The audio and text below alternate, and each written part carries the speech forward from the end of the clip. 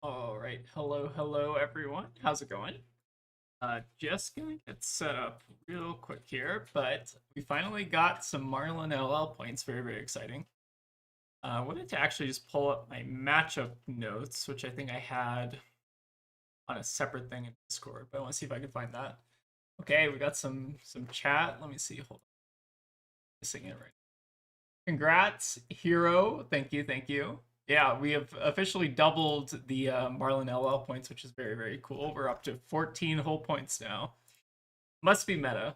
Uh, and then, okay, so let me find my matchup notes. I think I posted it like yesterday or the day before. But I actually like add that to the deck list just so people can see it. But I think I overall had like a fairly, I don't want to say it was like terrible matchup spread, but I think it was like reasonably challenging, I guess is what I would say. Except for the Teklo, which Teklo is just a terrible matchup, but that's kind of just how it is sometimes. All right, so let me see. Where's my note? I had typed it out somewhere. Okay, here it is. Gotcha. Right, so let me copy this. So let's put that in here. So settings. So this was the spread. So we had two marionettes, Levia, Acilio, Verdance, and then I think there was a Syndra W, and then top 8 was Taylor Crawford's. Oh, big fan. Oh yeah, Taylor. I don't know if you've seen any of our other streams, so welcome. You must be a first time chatter. If you're looking to play Marlin, I've got this really great guide for you. Actually, You're so mean. I'm not mean. I'm not mean. All right, so top. What was the top 8 again? The top 8 was KO, KOW. Then we had Acilio W, which was a run back from round 4. Run back. And then finals Teklo, which was maybe like the only really good matchup I feel like I had. Like other ones kind of felt. I mean, I think like Syndra is like a pretty good matchup. But yeah, that was the spread. Pretty not too bad. I think the most impressive thing I guess was cooking the two marionettes in the round 1, round 2. Was it? It was not boost Teklo actually. It was like a slower, like more kind of like fatigue Teklo, but they had some like interesting stuff. They had like CNCs, they had the like the Terminator tanks and like the disruption and stuff like that. Mostly D reacts. Trying to think like what else. Weakest link was actually kind of funny, but didn't ever end up mattering. Yeah, it was fatigue Teklo for sure. But thank you all for the congratulations. Yeah, fatigue Teklo is pretty sweet. But anyways, I wanted to go over the deck list. So these are the I guess matchups, which I guess are getting formatted incorrectly, but someone can interpret it. That's fine. But anyways, deck is pretty much stock standard. So I guess I want before getting into anything, I wanted to just give a couple quick shout outs because I think that this deck was more of like a team effort than just like me kind of individually putting together a pile. Although there were some personal choices, I think.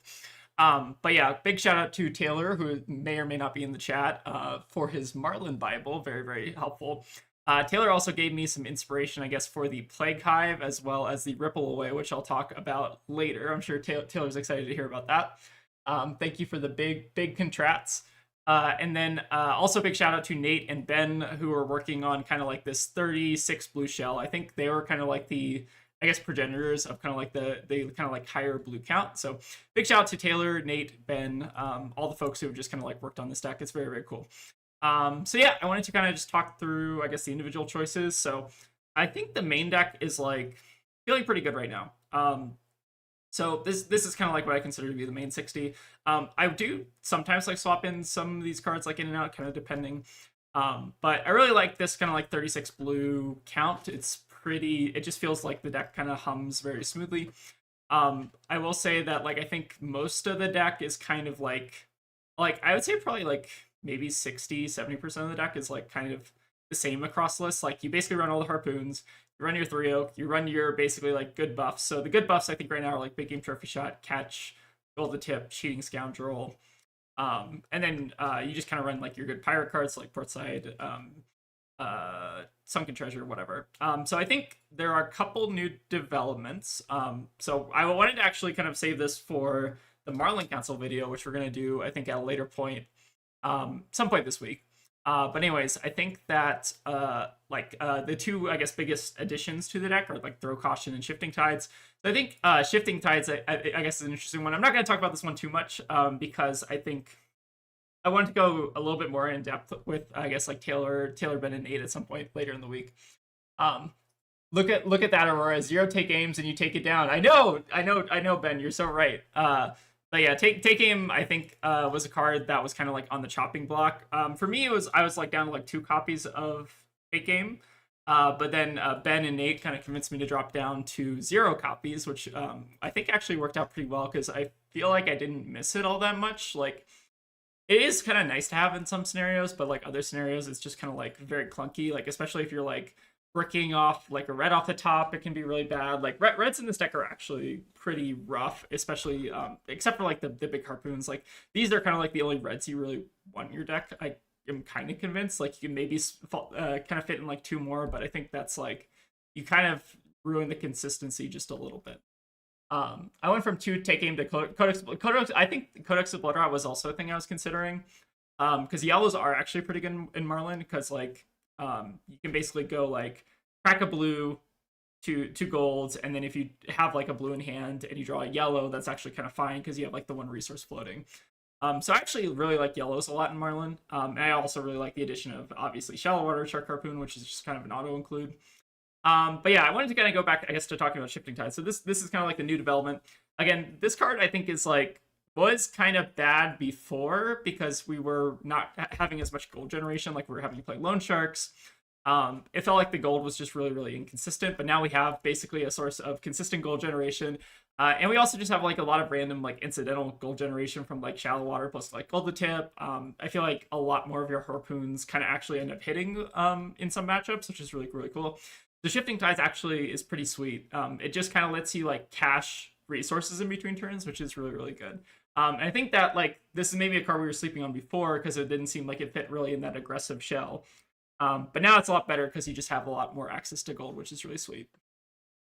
And let me catch up with chat real quick. Got my 4th top 8 on Marlin on Saturday. Congrats. Yeah, I've top 8'd I think 6 times over the past like 4 or 5 months with Marlin. So I finally actually got like the full W, and we'll also be doing the I guess the little gold foil opening at some point. You're a top 8 Andy. Yeah, it's unfortunate that I can't keep playing PQs this season because my track record for top 8ing is actually kind of sweet. But yeah, we're gonna open this on camera in like a couple minutes, but I just want to talk about the deck real quick. I guess the other kind of addition to the deck is Throw Caution the Wind. So I think this is just like a very meta, good meta card right now. Randomly it's very, very good into like Marionette, Acilio, Verdance. Trying to think if there are other decks that I really like want this card. Like, it's kind of good against like Dominate, so against like Valda, but like it doesn't win you the Valda matchup. But I think this card's like pretty sweet. It's just like a pretty consistent source of prevention. Obviously, sometimes you're gonna like hit it right off the top and it's gonna be like kind of crappy, but like most of the time, having like a blue that doesn't necessarily block 2 in your deck is kind of fine because like you basically are just pitching it most of the time anyway. So if you need like consistent 3 block, you just block with your other cards and keep the blue. So it kind of makes a lot of sense. And then I think that's pretty much for the core. Again, I still like Tipple a lot. I'm a big Tipple believer. I tried going like 3 Tipple, but like that kind of just felt a little bit awkward. So I still really like the 2 Tipple. It just like cycles through your deck super fast. And then I guess the one kind of so I'm calling this the like 57th through 60th slot because this card could actually be anything. It just has to be a blue and a 3 block. But the blue that I tried for my Pro Quest was Ripple Away. Now, Ripple Away I think is an interesting card. So Taylor kind of put me on this card. I think there's also another person who was doing like Marlin on YouTube. Who am I thinking of? Chat might know. There's some like pro player or like very good player who was talking about like a Marlin build with Ripple Away. I'm trying to think who that was. Let me actually search that real quick because I want to like correctly attribute this to that person and also Taylor. But yeah, let me go ahead and pull that up. Marlin. I think it was like a recent video too. It was like Aaron Boyan. I think they recently is. Let me make sure this is the right one because I think this was 3 weeks ago. Yeah, they were on also Ripple Away as well. But yeah, anyways, I think that's kind of what like kind of But I don't think it was Trade Federation. Yeah, I think it was Aaron. Is Aaron part of Trade Federations? I don't know. But anyways, I saw that video a couple weeks ago, and then I like kept thinking about Ripple Away, and I'm like, oh, this card is like conceptually very interesting, right? So the main targets for this card, at least in my brain, there's like 3 or 4 of them maybe. But like it's pretty good until Pirates because you have like the gold prevention thing like on hook or whatever. But I think it really shines maybe into the Marionette matchup. Like if you can like discard it and like kind of just like cheese them out of getting like an Orb Weaver Spinneret. That's basically kind of like the dream scenario for this card. I didn't actually ever activate this card once. It basically was a blue block 3. I did discard it to filter off of a 3-oak, which I guess was kind of a funny play, but it didn't actually like generate me any value. I guess it's also like incidental Vincent hate, but like the applications of this card are actually like pretty niche. It feels like to me. Yeah, Aaron Boyan, I think was their name. Yeah. So anyways, Ripple Away I think is pretty replaceable. Like if you just have like another blue 3 block you want to run. Like currently I'm thinking of like Burdens, or we go back to what's the other one? Frail Swing Line, which we were testing on Friday. Yeah, Ripple Away really needs cards to line up perfectly to be good usually. I think that's like the big issue I think I have with it. So anyways, Ripple Away was like my spice. I think you can probably replace this with another, like this can be kind of like a meta flex slot. I think you can also put in like a drill shot or something if you just want like another thing you can like kind of slam out of arsenal. There's definitely like a couple things that you can kind of put in this slot. I don't think I'm super attached to the Ripple Aways, but they're fine. They're blue. They block 3. They didn't really do anything, but like kind of just fine to have like a blue block 3.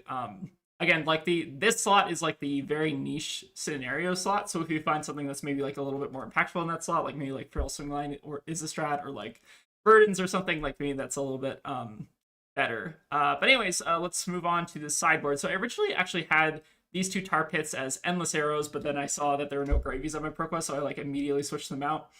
And then the battering bolts are obviously the kind of mainstay, just very, very good. And then we also see all 3 of the fables in addition to the eye. So I'll talk, I guess, a little bit about Plague Hive, because I think I got asked a lot about this after the win. So Plague Hive was also put on to me by Taylor. And Taylor swears by this card in the Marionette matchup. What this card did for me in the Marionette matchup was like it basically ate my tuna counter. It generated a frailty token, and it got like 1 point of value, basically. So I don't think this card is a requirement. I'm not fully even convinced it's. Maybe I need more games with it. Maybe it is actually good, but like against like the 2 marionettes I played, I think I like didn't draw it against 1 marionette, and then the other marionette I like just like generated like 1 point of value, and then also my tuna counter. So like I don't know. This card is like fine, but like maybe I just didn't see like the full value potential. Maybe. But yeah, otherwise, I think the deck is actually feeling really good. We'll kind of talk, I guess, a little bit about the sideboard equipment. So, really like Quiver of Abyssal Depths right now, just into everything. Like you getting the ability to filter, like you can get up to technically 3 cards filtered if you have like 2 reds in hand plus like a blue. Like getting like 2 cards filtering out of the Quiver is actually super relevant. And it doesn't like, you could also turn this into like Quiver of Rustling Leaves. It's actually like kind of reasonable, but like fatigue is pretty prevalent right now. Pretty good into like Huntsman, getting the shuffle effect. So I still really actually like the Quiver of Abyssal Depths. I think it's just like a very niche kind of like slot that you can kind of use in like a very flexible way. And then for the other, I guess like sideboard equipment, Base of the Mountain, just good against like Guardians, anything with Dominate. Good for actually Dorinthia as well, is that's what kind of like Ben and Nate were kind of telling me about. But anyways, pretty good against Dorinthia. Didn't ever pair into Dorinthia, fortunately, or any Voldas, but kind of helps into your like bad matchups just a little bit. But I don't think it's also like a super hard requirement. It's just like overall pretty solid into just like Guardians or any kind of like Dominate, like Lyeth, Jarl, all the fun stuff. Enchanted Quiver is just good right now because lots of arcane damage going around. And then we'll also talk about the Mini Fridge. So Mini Fridge is basically the combo of Trench of Watery Depths plus Quick Dodge Flexors. So you basically never play this card. This is just for like new players who are kind of like wondering. You basically never play this card unless you're playing Quick Dodge Flexors, because these 2 in combination with each other block 7 functionally, which is really cool. So this is, I think, another development from Taylor, Ben, and Nate, who I think put me onto this. Like I originally kind of like dismissed this as like, oh, this is just like whatever. But getting an additional 7 block in Marlynn is actually like very, very good because the deck does not have like very much armor, I guess, to begin with. Jude says, I guess the 11 p.m. Acilio game was useful. Well, let's not talk about the game, Jude. I don't think it would go well for you. That's fine. But anyways, yeah, Trench and Quick Dodge are actually both pretty sweet together. And then we'll talk, I guess, about the other Trench. So you run these into basically any deck that's going like 3 chain links wide. So pretty sweet, just getting you like 7 block value in some matchups, and then you don't really want to run this into matchups where you're not getting the full 7 block value, or you don't have the opportunity to get this full 7 block value. Like you're not running into like Marionette, for instance, because they typically don't go 3 wide super often, or I guess like sometimes they do. It kind of is like dependent though. Like I don't think I would probably run this into Marionette. And then we'll talk, I guess, quickly about Trench of Sunken Treasure. So this one is just having AB for Vincent, basically. Pretty useful. I think I ran this going second into Verdance as well, just to get like extra point filtering. Kind of just a nice utility card and can sometimes be useful against like arcane damage decks, but like I don't even run this into a Acilio. I think what else? Yeah, it just makes the Vincent matchup basically like very, very free. I drove 5 hours round trip the next day to go 3-3 on Acilio. Oh, I'm sorry, Jude. That's rough. Yeah, Acilio's I feel like people are kind of getting wise to Acilio now. Or like it feels like people are just like bringing in a ton of tech like Weakest Link. Saw a lot of Weakest Link actually this weekend. Weakest Link, like Battering Bolt's pretty brutal against Acilio. Actually, we'll kind of talk more about the Acilio matchup in a little bit. And I guess the last sideboard slot that I haven't really talked about. So I and Authority, I think we've talked about a lot on this channel. So like not gonna like rehash, but I still kind of stand by the Fable game plan. Not so much the play guide, but like these two I think are pretty solid. And then Honing Hood, I guess, is kind of like the surprise card. So I was originally off this card because I kind of dismissed it as a card that was for the Valda matchup, and then also for like the Marlynn mirror, which I don't really care about those two matchups because like Valda's pretty much unwinnable, and I'm never gonna play against another Marlynn who's as good as me, right? And maybe a little offensive. But anyways, for Honing Hood, it's actually really interesting because you actually have more use cases than those two. So you obviously have like the Warmongers use case, which I think is a little bit less prevalent right now, just because like Warmongers isn't super like popular. Like it's pretty popular, I guess, for like Vincent, but I haven't seen like a ton of it. And like you don't really know if your opponent's on Warmongers, so like some matchups you're like kind of hurting yourself if you do run Honing Hood and it's like bad. But you can actually kind of cheese a lot of decks with it, so I'll kind of talk about this a little bit more. But Ben and Nate, I think, were experimenting with basically running Honing Hood into matchups where you're like kind of unfavored when you're going second. So like Dash IO, for instance, right? They like slam 2 items turn 1. You're kind of like unfavored from that position, and then you can just like Honing Hood in a arrow, draw an extra card next turn, and just like get through your deck as fast as possible. So I think this actually has like super interesting kind of applications, just like being able to kind of like high roll your bad matchups and just like hope to hit like a good arrow that you can arsenal, or like a 3-oak or a codex, or like just something random that you can throw in your arsenal in turn 1 is pretty good. Like I think that you can actually use this card going second in a lot of matchups where you're just like not favored. Like the matchups I basically used this for this weekend were Acilio, Verdance, Marionette. I think I used it twice into Marionette. I'm trying to think if I ran into anyone. I didn't run into Syndra, and then I did not run into Leviah, I believe. Yeah, so I think I ran it into just the Marionettes, the Acilio, and then the Verdance. Those were basically the matchups. And then let me just go ahead and catch up on chat real quick. Give me 1 second. Rippleway really needs cards to line up perfectly. The thought of pitching Plague Hive to AB and generating inertia is very fun. Oh, yeah. That is kind of a funny combo, but like, I wish you could like control this a little bit better, because like, again, like Frailty against like a lot of decks is like pretty much useless, like against Verdant, so you don't run this in like every matchup, but like you could like actually like pick which one. That would be pretty sweet. Or don't run tank into decks with lots of on hits you want. That's the main reason to not run into Marionette. We gotta block leave no with equipped twice usually. Yeah, that kind of makes sense. I think that's probably why the mini fridge is maybe not as good. And then oh yeah, sorry, I need to actually fix this. Give me 1 second. So let me parse this a little bit better. So this is what I guess I was trying to format, but the Fabry was being So the Acilia was the run back, and then the Teklo was net new. Let me see if there's actually a way to like, can I bullet this? Bullet. Is this the bullet one? Oh, let's see if that works. Hopefully. A little bit more clear. Okay, that's a little bit more clear. But yeah, the Acilia was the run back. And then what is your thoughts on the Dory and Fang matchup? So the Dory matchup's pretty bad. I think you can tech for it. Like there's like Courageous Crossroads or whatever. You can also just run like Frail Swing Line. But Dory's pretty bad. I think Fang is like not that bad, but I know a couple people were kind of talking about just like Fang being like a pretty hard matchup, but I've not really had that issue, especially with like Ataya. I think Ataya actually helps a lot in that matchup. And then what kind of Teklo is? So I think we talked about that a little bit earlier, but it was basically like Fatigue Teklo. They're running like a bunch of Disruption, like Weakest Link, CNC, Terminator Tank, like the Arsenal version of Terminator Tank. I forget what that one's called. But yeah, let's talk about, I guess, the matchups really quick. So Marionette round one. This game basically went to like 1-1 health, which was pretty scary. So barely got there. And that was probably like one of the scariest matchups of the day, just because like Marionette is pretty spooky. And they also paired into a different kind of build of Marionette. So this one was a little bit more like attack action heavy. So this build I think was a little bit easier for me to handle. And I think I also had like high rolled pretty hot. And then Levia, this matchup is actually like pretty bad. And I think I just also ran super hot. They're running like, what is that called? Carrion Husk, which is pretty good.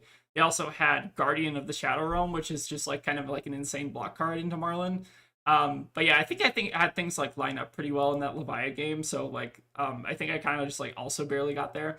Acilio matchup, I think this one, I just kind of like got comboed before my disruption really mattered. So I think I like sent like 2 shallow water shark harpoons and like just like didn't connect with any of them because they had like sigil and arsenal, whatever. So that matchup was like a little unfortunate, but we got the run back, I guess, in the final. So this matchup, I think I did a little bit better. This was, I think, a close game, but I think their Gone in a Flash was just kind of at the bottom of their deck, so they didn't get like a very good turn, which is kind of unfortunate. But you know, sometimes that's just like Acilio, right? Like sometimes your Gone in a Flash is like in the bottom half of your deck or whatever, and then it's pretty bad. And then we got so the Verdance matchup. This is funny. This is Tanner. I don't know if there are any Colorado locals here, but Tanner's a really fun guy. But yeah, we played Tanner a lot on Marlynn, which is really cool. So I think I got a couple wins into him, which is kind of funny. So he called me like his sleep paralysis demon, which is very very funny. But anyways, Verdance, I think that matchup was actually really close. I think if he top decks like a Burn Bear off the top, he basically like wins the game there. But I basically like got him to 1, so pretty tight game, but just didn't find the Burn Bear in time, which is unfortunate. And then Syndra W, for this one was like pretty straightforward. I think also shout out to the Syndra who messaged me after. I think they messaged me asking if I was like flush and bad. But yeah, the Syndra matchup was pretty good. I had like some pretty good pit traps and just like kept them off like super big hands, which kind of helped me a lot. But yeah, that was pretty much Swiss. So Swiss, I think I went 5-1, not too bad. I think overall like pretty good Swiss record, and I think the 2 marionettes are probably the most impressive thing. Like that is like very kind of like a difficult matchup, I think. Oh yeah, let me go ahead and post. Oh yeah, sorry, there is a deck list. Yeah, there's someone did a dash deck. Is that the same deck as this one? Let me double check. Is that an old one? That's probably an old one. Oh yeah, that's an old one. Sorry, Tegan hasn't updated that one. All right. I've been doing that. Yeah, Tegan is currently playing Slay the Spire over there, which is very funny. No, I'm playing Slay the Spire too. Oh, Slay the Spire too. But yeah, overall, I think Swiss was like, I'm not gonna say this is like this Swiss I think was like adequately challenging, right? Like we have some matchups here that I think are pretty close. Like Acilio is surprisingly close. Verdance is pretty close. Marionette I think is like overall unfavored for us, which is pretty good. And then Levia I think is also like kind of unfavored. And then Syndra I think is like slightly favored, but like definitely losable, right? So overall like pretty good. And then TKSS and thanks and congrats. Thank you. I'm playing Slay the Spire 2. How coincidental. Nice. But yeah, let's go on to, I guess, the top 8. So top 8 KO. This was actually a pretty close game, I think. I just had like some really nuts like catch of the day King Shark turns. Like I think they found the Blood Rush like super early, which was pretty good for them. I had to like use the mini fridge to kind of stave off some of that damage. But they got me pretty low, and then I just kind of like time walked them multiple turns in a row with King Shark, and then the game was just kind of over, which is pretty rough. So I think this matchup's like still can be a little bit rough for you, but if you just like find your King Shark at the right time, it feels like it's pretty good for you. Acilio run back. So this game I think I already mentioned just a little bit, but generally I think this matchup is maybe a little bit favored. But actually, what I did into Acilio, let me actually kind of show you my Acilio board because I think it's kind of interesting. So let me make one real quick because I think this kind of illustrates like kind of what I do. So this is what I do into Acilio. So I basically cut I think like 2 ripple aways, and then I brought in the battering bolts, and then I cut a Kraken. So I think this was basically my configuration into Acilio. Oh, and I also like bring in the mini fridge, and I think the honing hood. Oh, and the quiver. So I guess a lot of equipment. But I basically did something like this. Where's that?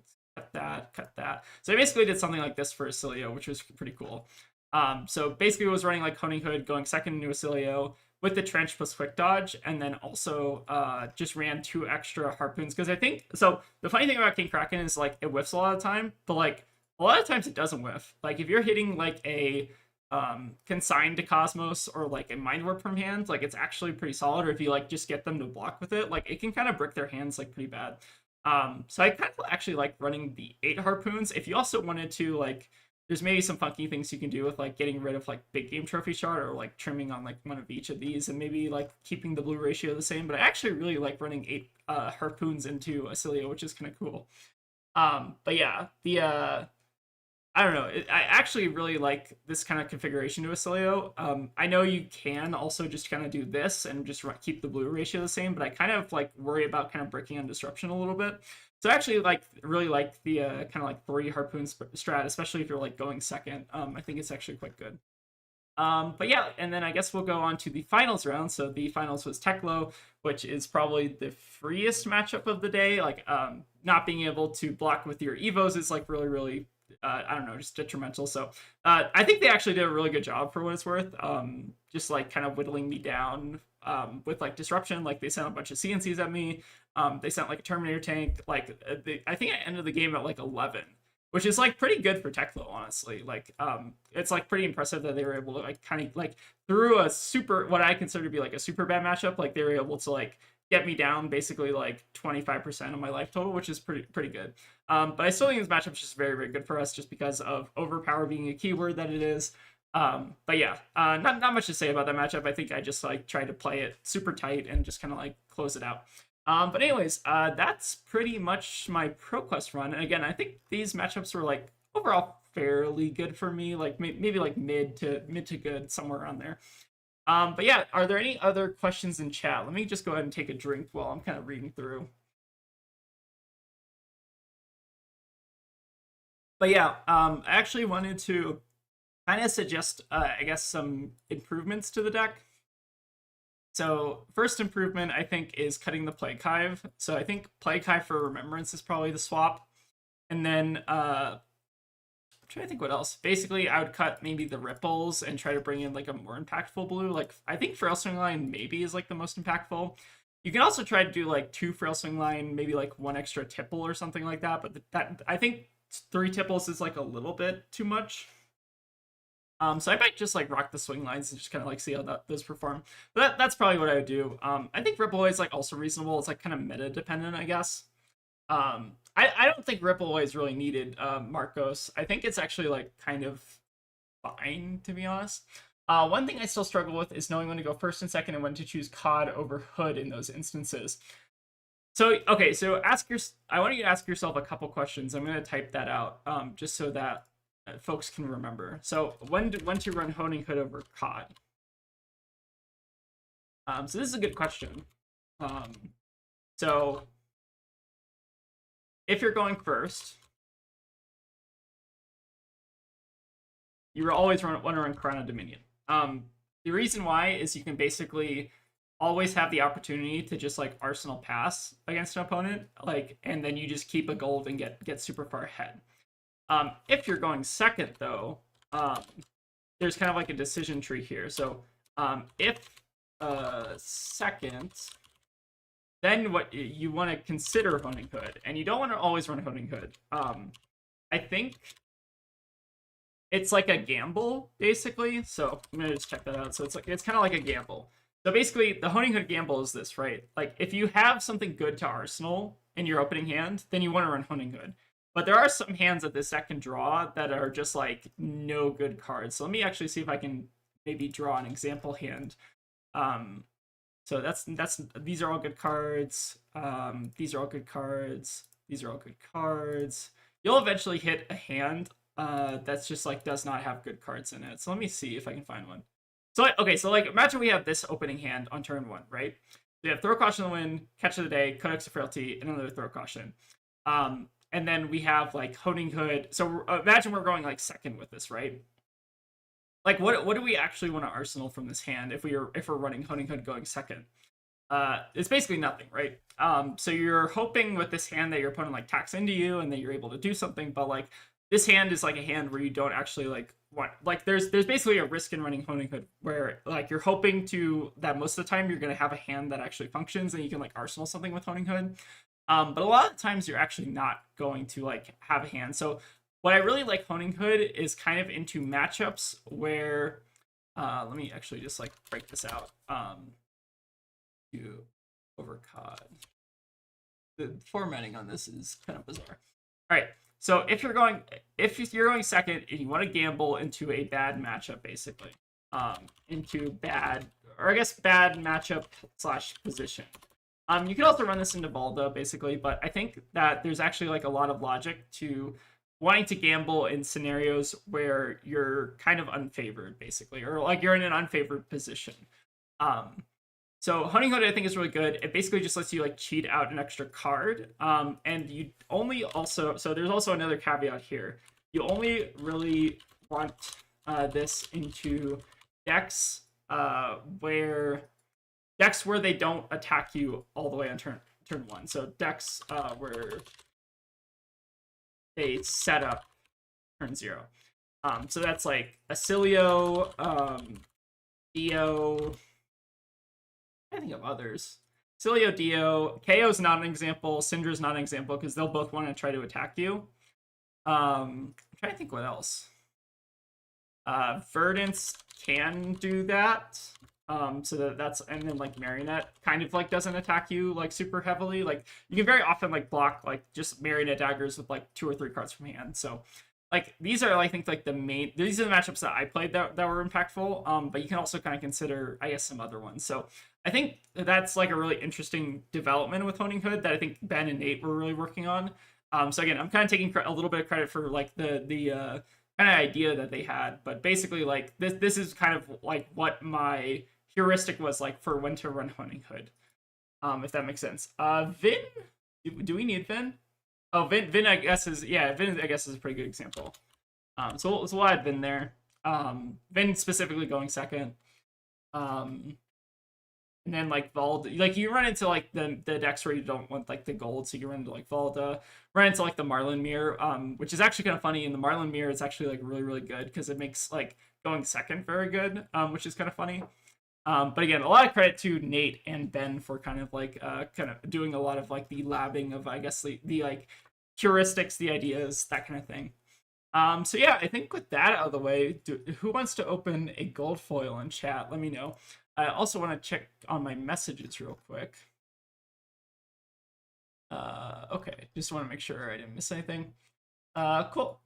But yeah, thank you. I've just been running caught outside the mirror, so I'll try gambling with the hood in some matchups now. I think it's actually like really good. Like I think Nate and Ben had a really good idea with just like into the matchups where your like opponent's taking a setup turn and you want to just try to get ahead on cards. I think that's a really good gamble, right? But yeah, I think with that out of the way, let's go ahead and open a gold foil. So Keegan, do you want to also kind of come help? Yeah, I'll come help.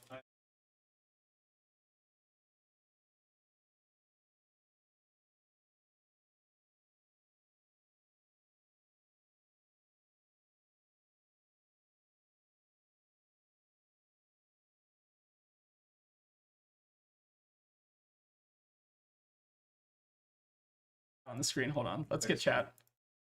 Wow, chat. Wow, chat.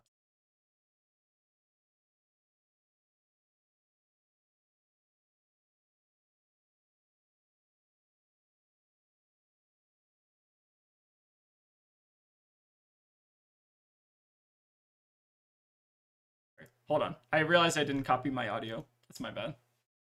Hold on. Is that better, chat? Can you hear me? Hello? All right, give me a thumbs up in chat if everyone can hear me. Bolton boots? All right, I'm hoping it's not Bolton boots. I take a sledge though. All right, can everyone hear me? Okay, cool. Wilson. We got Say hi to Wilson. Wilson. Everyone say hi to Wilson. He's big. All right, if everyone says hi to Wilson, we'll go ahead and open the gold foil. You have to say hi to Wilson. Yeah, It's a say hi, requirement. Wilson. I need at least 5 hellos for Wilson. All right, that's one. It's one hello. This is so sad. Hi, Wilson. Two. This is so sad. Can we get a hi, Wilson? Hi, Wilson. All right, there we go. It's Okay. his birthday. It's not his birthday. It is his birthday. Wait, is it his birthday? No, it's not. No, Can I it's get a not. like for his birthday? It's like and subscribe. Like and subscribe for his birthday. All right, let's open this gold foil. All right, this is my second gold foil I think I got. You need help. I need help. Oh, no, got it. All right, Las Vegas. But you can go. All right, so I need to remember. I believe it's the top way is. Just, I think if you Yeah. leave it like that, it'll Yeah. be fine. All right, cracking that bad boy. Slide it ever so slightly. Yeah. Okay, cool. All right, we got it out. Flip it or rip it. All right, All now tune in next week for the All right, I'm reveal. gonna close my eyes, and Tegan's gonna read chat and tell me how bad it is. Okay. All right, I'm closing my eyes. All right, flip it or rip it. All right, ready? Mm-hmm. All right, 3, 2. 2, 1. Oh my god. Is it good? Wow, chat. Chat, this is kind of a crazy card. How good is it? All right, read chat. Tell me what chat's saying. Chat, you have to say something. You have to say something. LMAO, OMG, OMG? oh snap, A called it, oh my god. Called it? 'Cause Oh, you got it's a a sledge! sledge. Hell fucking yeah! Damn! That's such a good hit. That is a pretty fucking good hit. Watch they ban it. Yeah, they're gonna ban this. Especially in Sage, holy shit. They're Oh gonna yeah, ban this. you can slop it up now. Yeah, yeah. Oh, golden slop. All right, let's Gold slop. get a nice little. See if I can get that in the light. Ooh, very fancy. That All rules. right, hell That's yeah. a really good hit. That is a pretty fucking good hit. Hell yeah, that's dope. All right, I'm gonna play this All right, Tegan's gonna go back to Slay Spire. Such a clean gold foil too. Fatigue's arc begins. It's All funny right. because you bought an Anothos, but then you got the better hammer. Yeah, now I have the better hammer. I bought a gold foil Nothos like a couple of years ago, like 1 or 2 years ago. But Right yeah. when we started playing. Could you talk a bit about where you want to go first and second? Okay, so Nate and Ben are also responsible for this. Let me go back actually to the list. So generally Marlyn's kind of a deck where you're fine with either, but you generally wanted to kind of care about what your opponent's doing. So I'm gonna just verbally do this. Let me figure out a way to kind of pull this up. So heroes. So Huntsman's first. Slippy is second because they're like more aggressive. Marionette is second because they're more aggressive. Betsy is first because it's normally fatigue. Same thing with Bravo. Syndra is second because they're aggro. Dash.io is first because Dash.io just wants to go first naturally, so you kind of just deny what your opponent's doing. Dorinthia, I believe, is second. Actually, I'm not sure on that one. I believe it's second. I just don't pair into Dorinthia, so it doesn't matter. Fi is second. Fang is, I believe, also second. Gravy's first because you don't want them to like set up. And then Ira, I believe, is also second. Jarl is, doesn't really matter that much, but I think it's first because you want to hedge for fatigue. And then Kasai is second. Katsu second. KO first because they can kind of actually present a lot of damage on turn 1. This KO is second though because they're also trying to just like. I actually don't know if this KO is like real anymore. I guess this KO is like definitely not real, so we don't care about this one. But this KO I think is like losing Mandible Claw for this KO is actually like a really big deal. So like I think he's still second in this matchup. Fi is first. He's squishy. Okay, I guess that makes sense. Yeah. Okay, I'll correct it to whatever Ben is saying in chat. Dory second. Okay, I agree with Dory second. And then Lyeth I think is first, just because they don't block very well. Marlin is second, surprisingly, which is kind of interesting, especially if you're running Honing Hood. If you only are running Crown of Dominion, then it's first, I believe you want to run. But if the Honing Hood actually helps a ton in this matchup. Oh yeah, RKO without Claw is gonna be weird now, huh? Yeah, like I think it's pretty good. Oh, Fi can also play Warmongers. Yeah, that's true. So I think yeah, Fi being first makes a lot of sense. And then Max doesn't matter. Olympia, I guess first because they're normally Fatigue Olympia. Acilio, you want to go second, which is kind of surprising. So Acilio, for this one, I think you're basically wanting to just like have tempo first. And like if they ever give you like any filtering, it's really really solid. But yeah, I think Acilio first makes a lot of sense. They can like arcane spell you, but like it's not the end of the world, and then you're like starting with tempo, which I think is really valuable. Plays first because it's fatigue. Prism is also first because you don't want them set up like a aura or whatever and then just pass. Puffin, I believe. Puffin, I'm not sure on. I think it's like I believe it's still second because it's like aggro. But there are definitely some like Puffin starts that are pretty scary. But I think it's still second, especially if they're like more like boost Puffin. And then Reinar is first, obviously, because you want to deny the Reinar thing. Riptide, I think this matchup is just like terrible if they're on Fatigue Riptide, but I think it's. I don't know what it is. Actually, I don't think it matters. I think this matchup is actually like pretty bad. Bolton is first because you want to deny the charge, and then Teklo is first because you want to deny armor setup. Tough Nut is, I think, second, maybe second. I haven't played against a Tough Nut, and I don't really care to learn this matchup. Azuri, same thing. Valda doesn't matter because you're going to lose anyways. And then Verdance, you want to ideally go first just so they can't kind of six ball you on turn one. And then Victor, I believe, is. That one's interesting. I think it maybe is still second. Not 100% on Victor. Yeah, if Ben or Nate want to chime in on Victor, I'm not sure. Vincent definitely first, and then Ziggy we will not know until they are fully revealed. But that's basically the matchup spread verbally. I can also probably like maybe type out some matchup notes at some point and kind of share that. But I think that we're gonna probably save for the Marlin like explain video at some point. Victor first. Okay, Nate says Victor first. I believe him. Yeah. I think that makes sense. Cool. But I think that's basically it for the list. So let's go ahead and maybe play some games. But yeah, pretty stoked about that sludge gold foil. It's pretty sweet. That is a pretty sick gold foil, especially with the Terra gameplay I've been on recently. But yeah, let's go ahead and play some games. I think I'm going to swap the Frail Swing lines here and then just run the Remembrance instead because I think it's better. But I still really like this particular list to me. Feels very comfortable. The tar pits I think are flexible. Like you can swap these for like endless if you want. But I think I'm just like no respecting gravy on this list, which is fine. But yeah, let's go ahead and play some games. Kind of see how it goes. Turn 0 cast home seems bad unless turn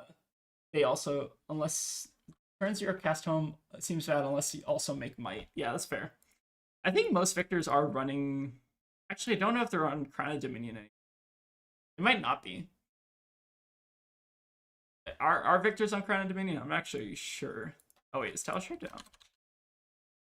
No, it's me. It's me who's down. Okay. Let's go ahead. Grab game. Yeah, let me know if there are any questions in chat. I'll see if I can kind of catch up. You can disrespect gravy. They're either bad or crazy. Yeah, that's kind of fair. Oh, we got a. Wait, am I on the right screen? Hold on. I gotta like swap. Oh, it is. Oh, sorry, it was on the Riptide. Well, we're dodging Riptide. That's fine. Yeah, sorry about that. That was weird. All right, let's find another game. Ideally non-Riptide, but we'll see. Maybe we'll have to play on Riptide. Oh, they're on now. Okay, interesting. Let's go. Leave Jarls first. Base. And let's run Taya, Riches. I don't really like Remembrance in Jarl because I think you can win without it. I think the Remembrance is more so for Huntsman than anything. It definitely depends on the type of Jarl, though. Like, if they're on Fatigue, I think it's, like, a little bit rougher to not run Remembrance, but I think you can kind of get by with Riches, to be honest. Like, I like kind of keeping the core aggressive. Oh, bye, Nate. But yeah, thank you for chiming in, Nate. It was quite helpful. a sick gold foil. That's pretty sick gold. I'm pretty happy. That's. I mean, I was like, oh, it would suck if it's like a. Yeah. I don't know. What would like I Like guess a bone vizier. bone vizier? I think I said bone vizier. Oh no. What is the Sledge of Anvilheim going for? Let's see. Okay, I guess it's probably pretty hard to search. All right, let's take a look at this opener hand. All right, let me go ahead and also restrict myself just fucking chat. 2 seconds. Okay, let's go ahead and play our turn for a second. All right, so should basically get the freeload here unless they have like a ripple, which they normally shouldn't have. Let's load in the red fin. And I think I want to like eye first before deciding whether or not I want to catch of the day. I think we're bottoming both for now. Yeah, I think we want to like kind of second cycle the swing line if we can. But then the question is whether or not we want to keep an arsenal here. I think I'm just gonna try to high roll with the catch of the day. Like keeping catch and arsenal just kind of opens them up to like CNC or whatever. Let me figure out how I can shrink myself. Yeah, they might have like a staunch here, which is fine. Where am I? Sorry, I'm trying to find my camera. Oh, there it is. Camera. Shrinking. Cool. All right, so it looks like they're on. So this to me kind of signifies more of like a mid-rangey Jarl that's maybe just on staunch for the extra kind of block value. Like it seems like their setup is not super fatiguey, especially with like normally the more fatiguey Jarls will kind of be on I guess more of like the other shield, the Rampart. It looks like they're just gonna E-strike, which is fine. So this is looking to be like more of an earthy Jarl, which I think this matchup is like a little bit challenging. But we'll go ahead and go for the King Shark here. Unfortunately, we're not going to be able to hook this, but that's fine. I think we're still going to go for it anyways. But there is like a little bit of risk here that we're not going to have like a super big turn next turn, but we can always just like block out, set up an arsenal, and then just try to get some gold the turn after. Let's go armor shopping or buy the staunch. High ice D-react Jarl. Yeah, that's kind of what this seems like. I think they're also a bit more earthy, it seems like to me. Like running the colors and the E-strike and probably felling and plow would make sense to me. Yeah, the reactor? Okay. Air Center, Winter's Bite. Makes sense to me, so we get to keep our gold, which is pretty big. Yeah, it looks like they're not going to give us armor quite yet. With this hand next turn... Oh, interesting. If they actually played the Winter's Bite, that would have made this hand a little bit more awkward, but now I think this hand's actually quite... Oh no, it's still bad, right? I think this is a setup hand. So if we had an extra gold, we could have like done a gold to tip line. But yeah, I think for now we're just setting up the Shifting Tides, Arsenaling Scoundrel pass. I don't think we can make a harpoon there, unfortunately. Alright, so we'll take a little bit of off turn. They are not on decomp yet, which is good. They still need at least one other Earth card, and then they need another one to like start getting like the real value out of their Earth. Fortunately, here we do have Sunken Treasure, so that should help us kind of offset the gold a little bit, or offset the kind of decompose here if we want it. Looks like they're just going to go for Hammer, though, which means I'm probably just turning over a yellow here. Okay, they are on Ripple Away. That's pretty good for them. So we do have to be a little bit careful about that. Yeah, let's go ahead and just turn over a yellow. I don't think we really care about their decompose as much as the gold. One nice thing about the increased blue base is how much more of our cards block 3. That is a very nice thing. Like this deck can like block 6 and 10 like super reliably. It feels like there are a couple hands where you can get like caught out. Like overall, it's like feels like just pretty clean. And so you have to be a little bit. Oh, we pitched the rich. Oh, that's disgusting. Okay, so yeah, it's unfortunate Nate just left because I think he was anti-riches at one point, but I don't know. I think the card seems all right. Let's go ahead and arsenal. I'm gonna go for the bluefin or the shallow water. Pretty likely to be on a react here. I think I like shallow. No, that's not true. I think I like bluefin actually because I think it's more disruptive. So you get a free gold here, and then worst case scenario, or I guess the hook is free, so it doesn't really matter. So we never have to like discard a cheating gear, which is pretty good. Yeah, but thank you all for stopping by. I think this is a fun stream. Nice little sledge gold foil. I think it's um, Yeah, I think it's super cool. Do they have like little padding at the bottom of like there's like this little like strip of like felt at the bottom? Have they always done that? yeah, they but that's to keep it so it's not gonna. Yeah, I know. That's like it's pretty cool.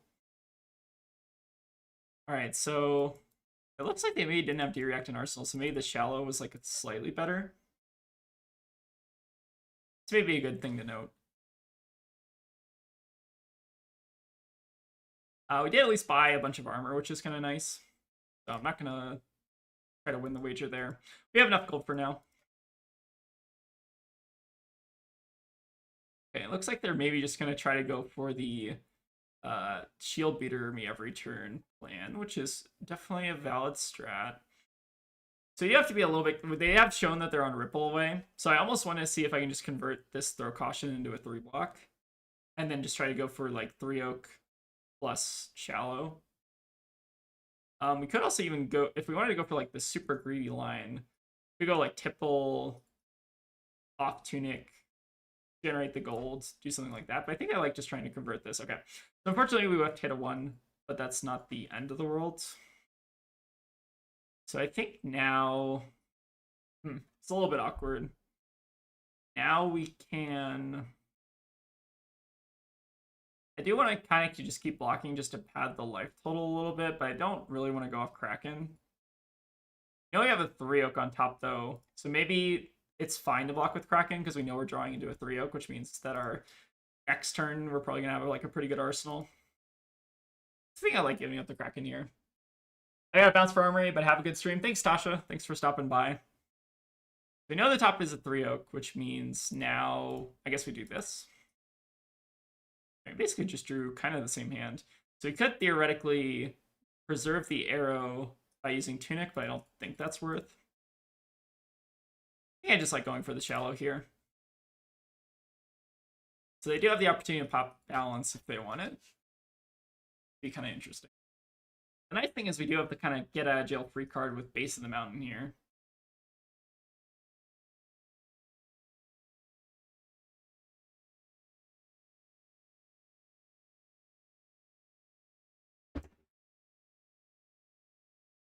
Get through a lot of armor, which is good. We got a lot of D-Reacts out of the way. So looking not too bad.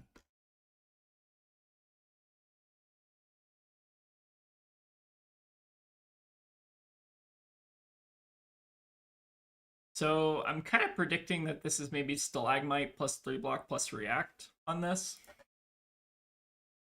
They've been sitting on their arsenal for a while, and it's not been a D-React, so I feel like the shallow water might actually be getting some decent disruption here. Alright, so this is exactly what I said, so we're expecting 4-block React here. Seems good.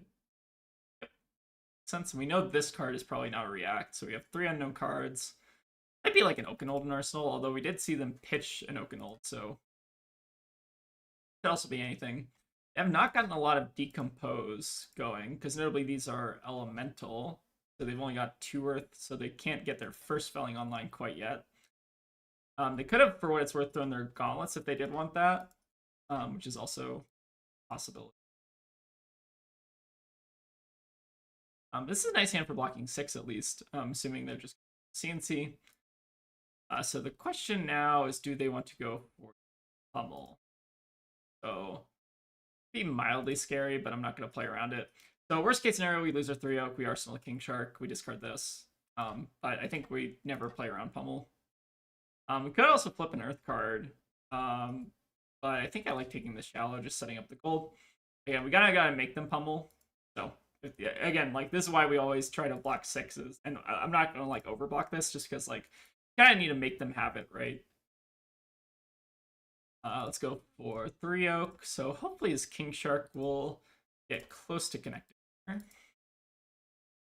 Try to be a little bit more conservative with my gold in this matchup, just because there are some scenarios where they can just try to like fatigue you out, and then like if you run out of gold, you're like bricking. I like to keep at least like 1 or 2 gold kind of around. 3 gold is probably a decent amount that we could have started like maybe trying to convert that, but I don't know. Sitting on gold is always kind of nice. Like finding the turn to pop gold is always pretty important. Like if you have a good enough turn already, like I don't think you need like waste gold trying to like make the turn just slightly better, you know. Let me make sure that I'm keeping up with chat. Okay, cool. I want to make sure there's no new chatters, but welcome in everyone. How's it going? Oh, they could have gone for Ripple Away, but they didn't. What does that mean? Um, it means that. Huh. I mean, I guess we might as well take it. Interesting. Kind of curious if they didn't. Maybe they needed it to. Well, I guess they have the tunic for that. Maybe they want to preserve tunic for something else. Interesting. So what is their arsenal? I feel like their arsenal's got to be like a felling or something. It's the only thing that would make sense to me in this spot. Or maybe it's not a felling because they would have discarded the ripple. Alright, so this is the gold popping hand, I think. So we're going to just eat 5.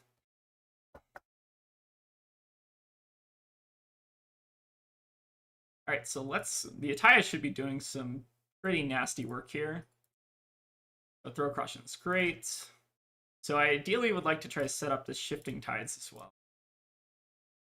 Okay, King Kraken is a whiff, but we can recover from that. We just can't play the shifting this turn, which is fine. Let's go ahead and overpitch the Kraken plus the blue, play our yellow, and just send this nice clean 17. Very, very good. I still think, so I think we're going for, it's interesting here. They look like more of an Earth Jarl, so I believe my heuristic is if they're more earthy and less icy, I think I'm supposed to take the King Shark. Because, so, there's two ways you can approach this. The first way you can think about it is, you can try to take their Fuse card, like if you want to try to take their Crumble, I think it's reasonable to send the Kraken there. But if they're running like a lot more of an Earth Shell, I've actually found it's better to try to take the attack action, because they tend to run like a lot of things like Elemental Strike, Colors of Aria, Fellings are pretty good hits. Like if we see a Colors of Aria block here as well. So it looks like they have multiple in their hand, which I think kind of warrants the King Shark here. They could also just show me like 2 non-attacks and then I'm sad, but like we got their quick dodge out of the way, which I think is pretty relevant. And then if we did just do the non-attack one, I think it's like kind of bad here because we leave them with the blue regardless. But yeah, this is not too bad. So they're probably going to end up playing out the, what do you call it? The CLF or whatever. It should be fine. I think we're just going to take a little bit off turn here. Okay. So the Arsenal CLF, we can just kind of block this. So nice thing here is they also have a Frailty token, which makes the base here kind of funny. So we block with the base here. 8. I do kind of like leaving the big game trophy shot in the deck, but I don't think it's essential. And we also still have 2 more, so I don't think we are upset about losing that. So block, preserve the 2 blues. And we know that they're keeping the Crumble. Oh, they're keeping the Crumble here, actually, not the CLF. Which is actually better for us, because that means their arsenal's like kind of trash. So I'm not even going to go for the gold crack here. I'm just going to pitch, because I'm not expecting like really connect with this. This is more so just efficient damage that also kind of clears my arsenal. Yeah, this is looking like a pretty clean start. So we're up roughly, so we put them to 9 technically. They have 3 points of armor. So they're at 20. So they're functionally at like 12-ish right now to our 25, and we still have 2 points of armor. So I think we're in a pretty good spot. I think the one King Shark turn ended up being really good. Yeah, expecting some reacts here, which is fine because we're not trying to really disrupt this turn. We're also just trying to get in with a little bit of damage. Okay, we got the Pummel, we got the Winter's Bite. I kind of expect them to start using the Winter's Bite at some point, which is why I've been kind of holding Tunic, but they'll do it when they feel like it. It's Winter's Bite. We will need to pay for the Frostbite next turn. But I will just go ahead and pull Tunic, so we're not discarding. So nice and efficient there. Now they're gonna pull Shield Beater. We know that they have a Pummel in Arsenal.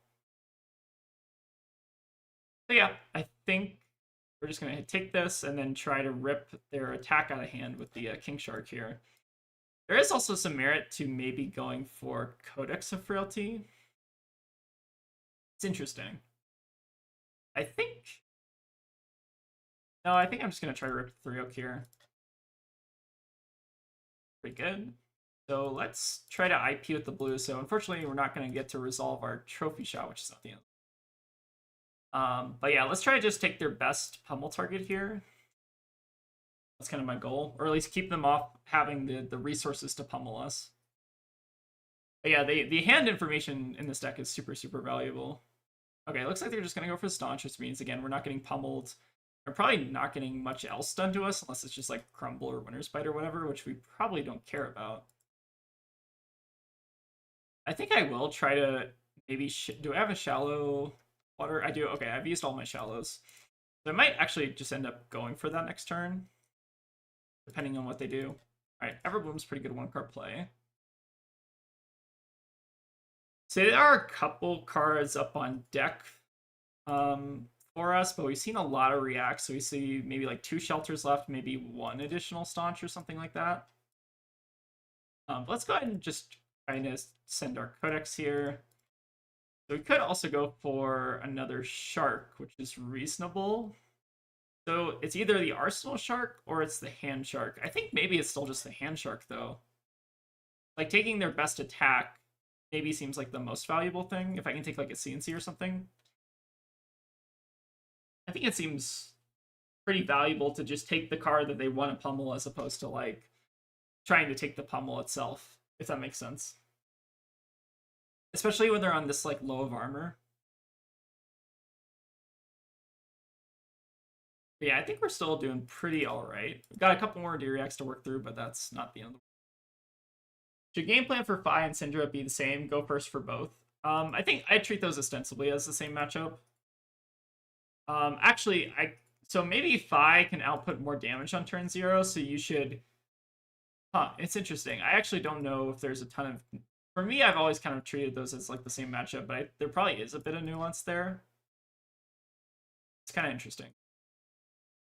Ooh, this Frail Swing Line... it's tempting me. That's probably wrong. I almost want to like IP with this, but I think that's probably not correct. Let's go for the Murderous Rabble and see if they'll bait. I can bait them into using the shield because we have the Tunic.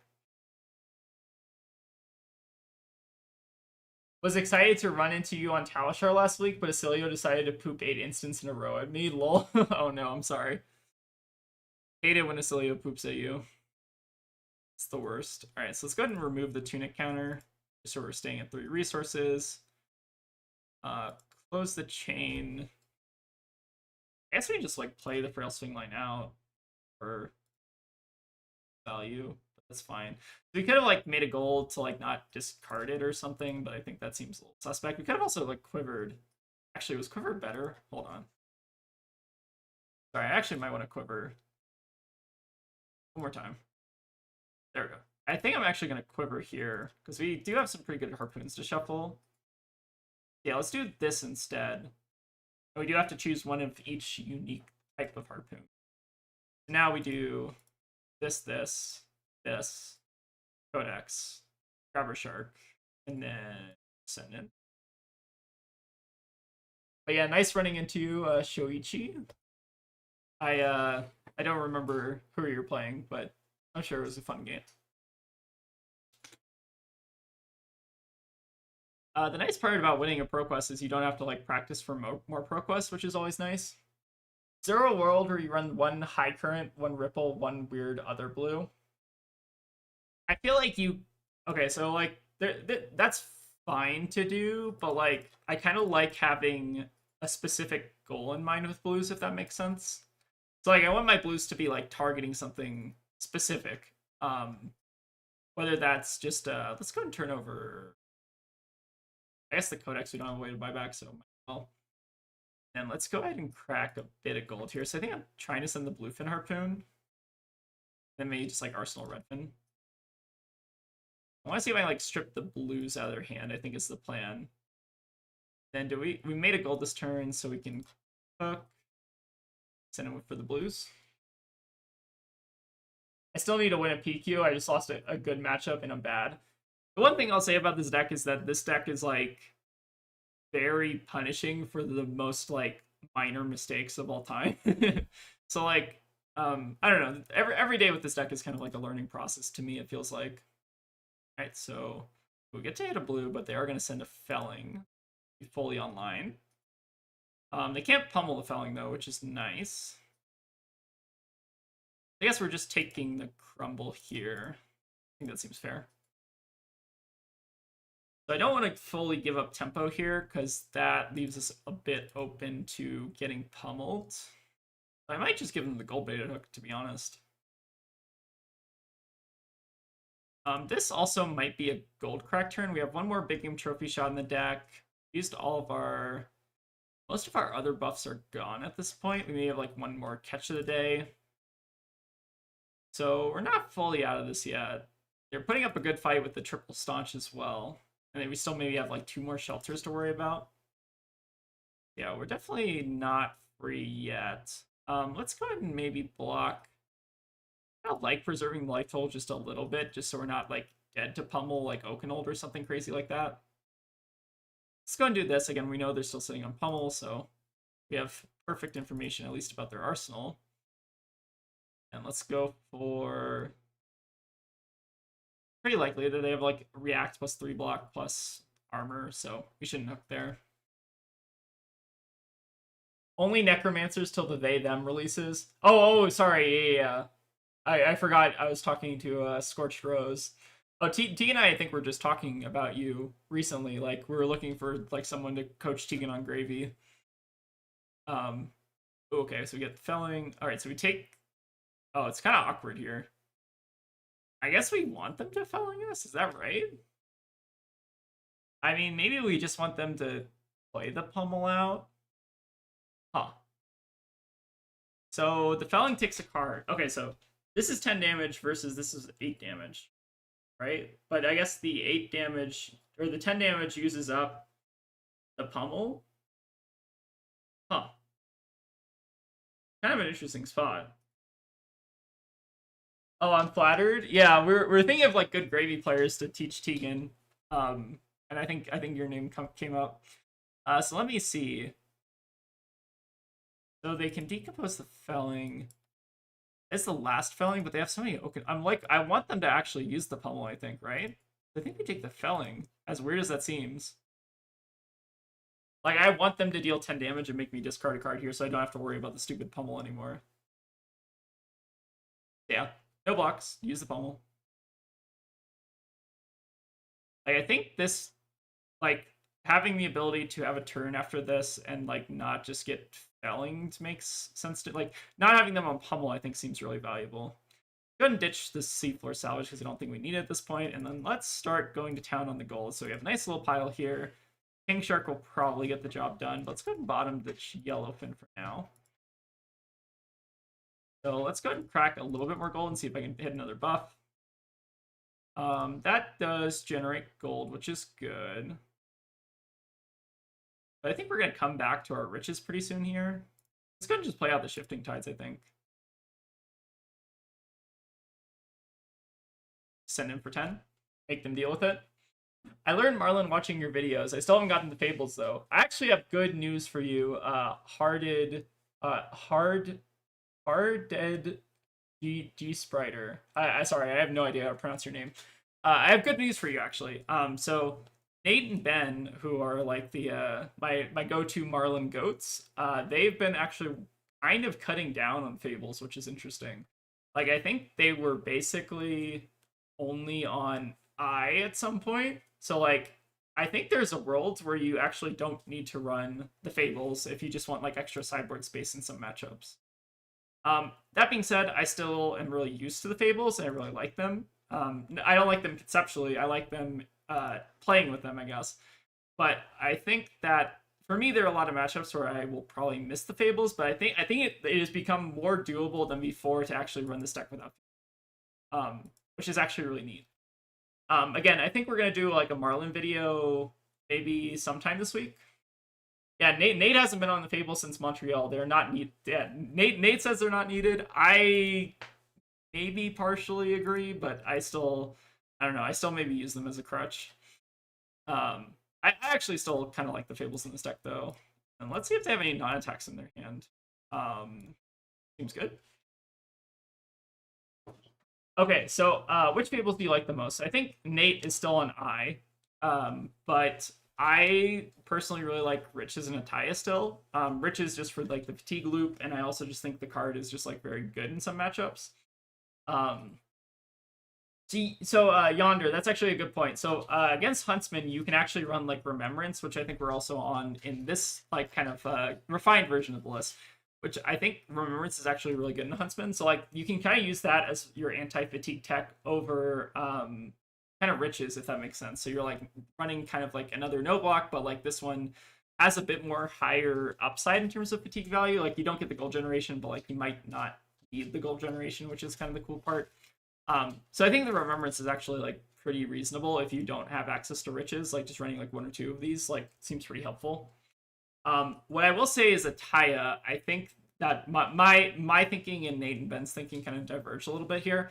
So I think Ataya actually helps a lot into like Marionette and also Fang. I found just like having the ability to like pitch Ataya to like make all their like you want to like have Ataya into decks that like don't want to play a ton of D-Reacts, but like they are playing like Fang and Marionette are both like super red line, right? So they like have to pitch like a red often to like pay the Ataya, and then like it kind of just like ruins their hand a lot of the time. So I still like Ataya. I think Riches is probably like maybe like my kind of like tier list goes like I is like required or like not required, but like a very very nice to have, and then like Ataya is also very nice to have.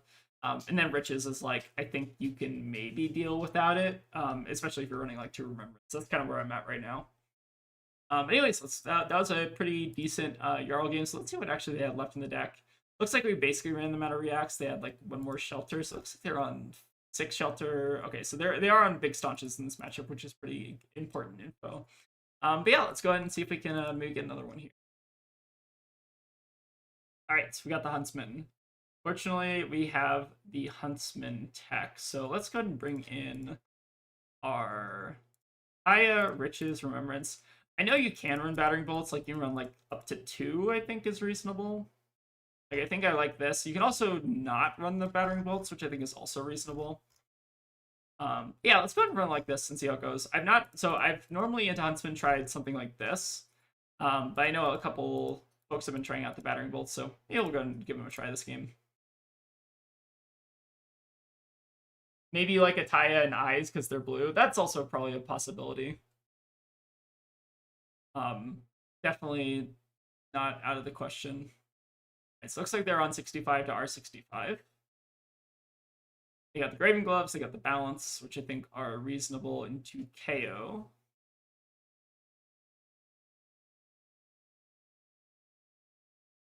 So we do have to be a little bit careful about the Go Again react, like Coercive. So I think I kind of like blocking just like 7 on this. Let's actually not block with our... What do we want to block with here? I think we block 7 like this. No, I think we want the... Do we want the tipple? Oh, it's kind of interesting. I think we do this, and then if they like close chain somehow, we can like sunken. This feels weird. I guess we're doing this. Oh yeah, KOL. That's fair. So I guess maybe they're just on this for Marlin hate, which is also just as reasonable. All right, but you do want to also like preserve life in this matchup. It's pretty important.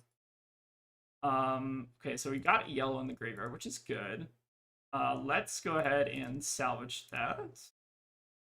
Definitely want to prioritize getting the gold to tip in Arsenal or in the graveyard just so we can kind of get our gold generation kind of going.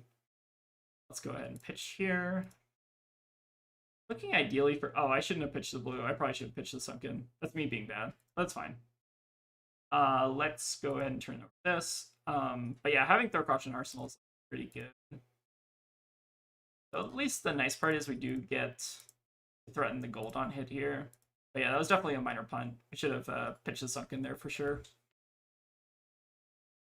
I think that's one of the punts you like will rarely get punished for, but you will still kind of get punished a good portion of the time. Yeah, need to find some arrows here before they blow us out with Hunter or Hunted.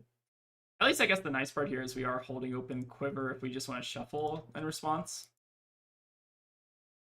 Fiddler is gone. I guess IPing with Sunken is also not the end of the world.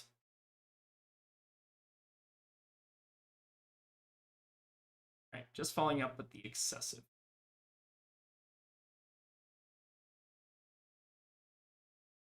Bottoming a card, or they're sunk the top card. Sure. So any yellows in the bin? Not yet. I don't really want to be giving armor to this, so I don't think I am. I think I'm just gonna like see if they hit a red, and if they do, I'm gonna cry. But if they don't, then it's just a 1 for 5. Yeah, I think I like taking just the 2 points here. All right, they hit yellow. That's good. Losing trophy shots like a little bit relevant, but not the end of the world. And let's go ahead and pop a gold here. See what we can hit. All right, Kraken is acceptable. The nice part about Shallow Water Shark Harpoon is just being a yellow is sometimes so relevant. I wish Shallow Shark had its on hit not rely on the Harpoon activation. I feel like that card would be like maybe too good. I don't know. I think the card's like still really strong as is. Like I think it's actually a pretty well-designed card for a kit. It just feels like it's like a very good glue card, I guess more than anything, that also has like very good high roll potential. I don't know if we're gonna see it as much in this matchup because I think like a lot of times they're gonna arsenal react or whatever. But I think the card is still like very good in like aggro and stuff.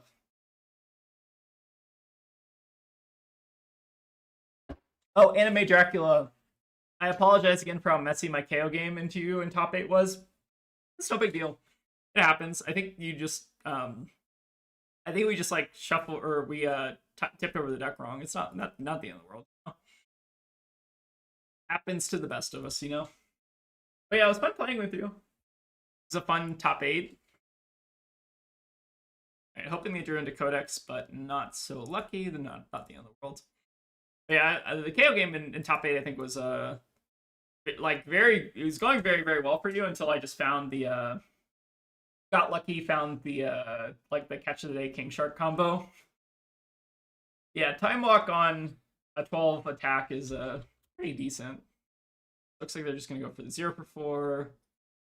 We don't really care. Yeah, just like kind of cracking the gold here and maybe holding onto the remembrance just in case they do go for like Arsenal Disruption or Shuffle or something. Apparently it's not great, but it could get better. I wish as they gave us Battering Harpoon. We already have Battering Harpoon. It's just not Harpoon. And this card, like, by itself right now is actually pretty good. Especially in, like, Acilio. So we could give them the Sunken, which would currently not give us a gold, but it would turn over nothing, basically. So I don't like that. I think we're just eating this again, because it's just vanilla damage.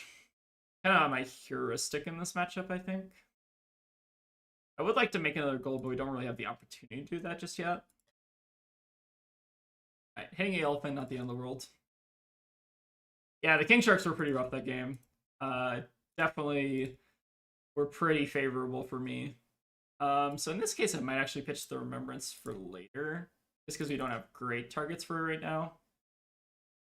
And we're also like holding onto a blue for Arsenal, so I think that's reasonable.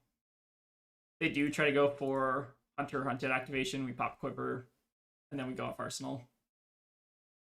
Oh, wow. Well, is that... There's no way that can be right. I guess maybe they run a Remembrance, so maybe they're just playing towards the Remembrance, but that's crazy to me. So we saw Yellow Shred, 2 Codexes, and then also just a cut to the chase. That's crazy. Okay, sure. I guess they could have, like, daggered Codex. No? Maybe not. Huh. Interesting. I feel like there's tension between Battering Bolt and King Shark feels redundant. And you don't run them a lot in the same matchup. You know what I mean? So they're not really redundant in the sense that they're like kind of they serve different purposes, I guess. I'm gonna go ahead and just generate a gold here, by the way. I think that getting a hook here is pretty valuable, even if we are losing the shallow water. And then this is still kind of threatening Quiver. So I hope here that I'm not going to get blown up by Hunter or Hunted naming Codex and then lose my Codex from hand. But if that's not the case, then I think we're actually kind of chilling. Sea Lice doesn't matter because we don't have a follow-up, right? Like, we could have given it a go again, but it doesn't matter. Like, we're not playing this, we're arsenaling this. But yeah, it looks like they may have 0-4. Okay, they're not seeing their Hunter or Hunteds yet, which is good for us. Yeah, we're still trying to fight through their React pile, but the Fatigue Toils have actually evened out quite nicely here. Alright, Persuasive could be annoying. I feel like in general, my policy for this card is to just try to give one armor block and see what make them do something. If they have something, they have something. Not the end of the world. If they don't, then they don't. I feel like more often than not, they don't, which is kind of funny. Alright, let's go ahead and turn over one of their codexes.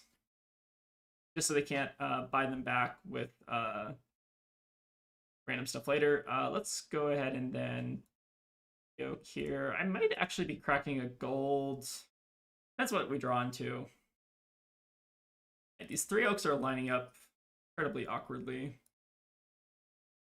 So we can Hammerhead. Discard 3 oak. Pitch Redfin. The 3 oaks actually don't really contribute that much to the deck density. They're more of like a power card than anything. We could also just keep one card in deck by sacking a gold. Maybe not actually that bad of a trade offer. Yeah, let's go ahead and do that. It also leaves us open, I think, to pitching to Quiver if we need to. So we hook this because it's free. And we can do this. Pitch the 3 oak, hold on to this. I think I like that, actually. Sailing the high seas? Hell yeah. Yeah, this is, to me, this is still one of, like, the most fun decks in Flesh and Blood. I don't know, the just, like, the tactileness of this deck is, like, to me, like, one of the most fun parts of it. It feels like the actual, like, playing this deck in paper just feels really solid, and then it feels like you have a lot of really cool agency and stuff like that. So, I don't know. This deck still is just, like, one of my favorite decks in Fab, like, hands down. Just a very, very cool deck. Again, I'm biased because I play this deck, like, every other week or pretty much every week at this point, but I don't know. I still have a very good soft spot for this deck. It has not really felt like it's gotten old. But we're getting a gold here, which is excellent. So we have Shred and Persuasive, which means that we're going to get and Persuasive, which is fine. It didn't have to react to the last turn, though. Oh, interesting. Looks like they also are a bit more react heavy, which is kind of funny. Interesting. Let's go and arsenal that.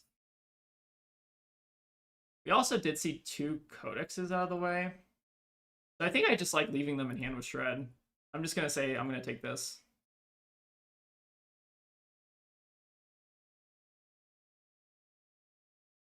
Oh, Nate hit me with the based. Oh, they do have the coercive, okay. But at least if they're arsenaling Shred, then I can just play around it for the rest of the game. I'll try to see if I can show them why Shred is a bad card. Alright, so they hit King Shark off coercive. Fine, so it's 1 King Shark down. I would like to see at least 1 King Shark before the game ends. If they had another red here, it's actually kind of hilarious. Alright, so they hit Codex, which is painful.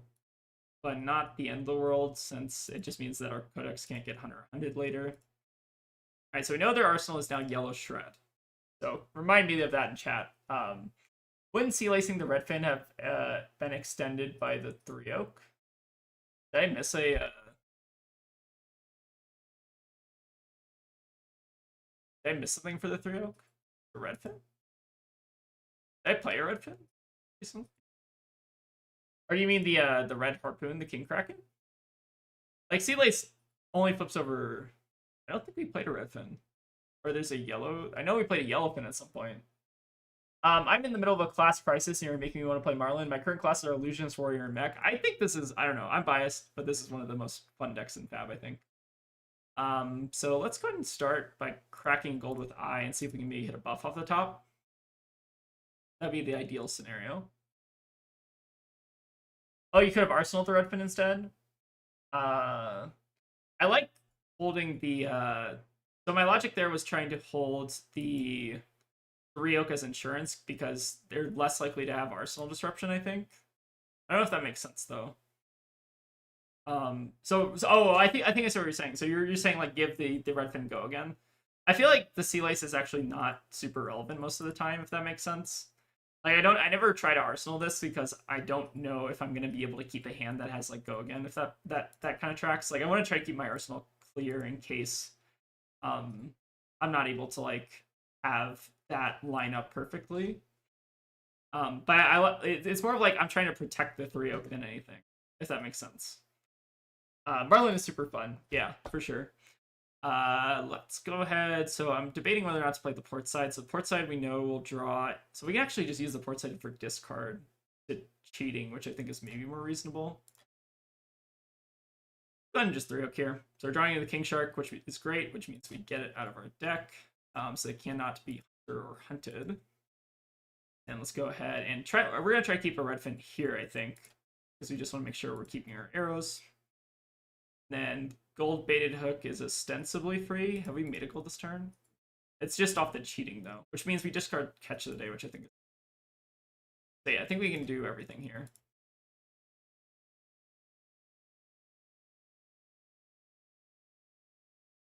Yeah, that's fair. I think if we like went completely undisrupted, then arsenaling the Redfin maybe gives us some interesting lines. Like I feel like it doesn't like the Gogan very rarely matters in fatigue because your second arrow isn't getting overpower. You know what I mean? Alright, so let's see what they got here. Oh, they got nothing. Okay, that is very good. We know they saw that shred. It's hanging out. They can play either of these. So I'm just never blocking. So let's go ahead and take their. Do we still have our armor block here? Okay, we don't have our gold baited hook armor block. We do have our sea lace armor block if we want it. Let's go ahead and take their lead now. Makes sense to me. We get our extra gold. We could take the opportunity to shuffle here. What would we be shuffling back? I think it's not the right time. They gain a little bit of life padding. Bottom, Arsenal. Seems pretty good. You have to pitch to this, which is nice because we're eating their tunic in case they're on Oasis or something random. Let's go ahead.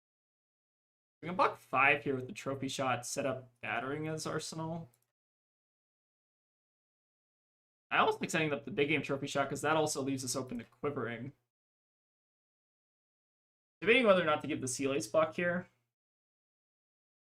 It's kind of tempting. You can also just play the trophy shot out, which is maybe more reasonable, especially with the gold pile we're kind of sitting on. Oh, sorry, we're never blocking, right? Because they have shred. Oh, yes. Oh, sorry. Okay, sorry, I forgot the game plan. We're never blocking, so we'll just make them have something. So this is the strat. They have Arsenal shred, and now they lose the game. I think, unless they hit our King Sharks, which is pretty good. All right, so that is all of our King Sharks down, which is a little spooky. With Remembrance, are you putting back red arrows, back or pumps? So with Remembrance, I'm typically trying to hit Codex. Codex, big red arrows. Even blue arrows are kind of fine, but just our value cards mostly. So we still know they have that shred in Arsenal, so we're gonna try to play around it again. Try to take as much damage as possible. So let's go ahead and do that. Pull Tunic here for another free roll. We're hoping not to hit a red. Okay, Murderous Rebel will do trick. And I'm kind of tempted. We haven't seen a single hunter or hunted yet. I feel like we're kind of overdue for. Means we're not playing the catch of the day, which is awkward. I think I'm not gonna get greedy. I think I'm expecting a hunter or hunted, so I should do this. I guess we can give this go again if we want to, and then like maybe battering bolt them after. Yeah, sure, seems good. So I think this is actually a pretty decent sea lace. Never been a Lucius player, but Ziggy having a blink ability has caught my attention. Hope they end up being interesting to play. So I'm actually pretty hopeful about. So lightning set again. I'm not crazy about lightning as a talent. I think historically it's been kind of boring. Red line, soup, whatever. Yes, there's our hunted, which is great. So this is how we basically sequence this. Actually, very good that I didn't send the blue there. So Huntsman, they get to look at the top of the deck.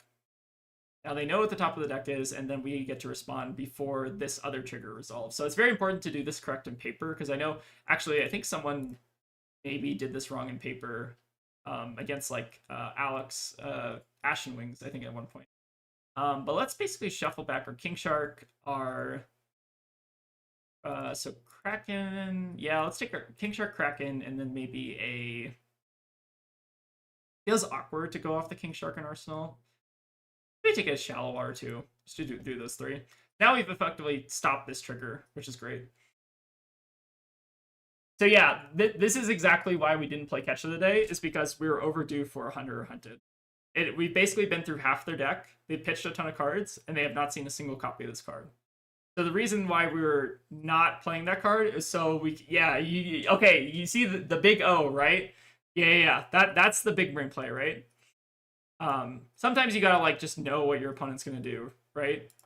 Okay, so they have another persuasive, which is awkward.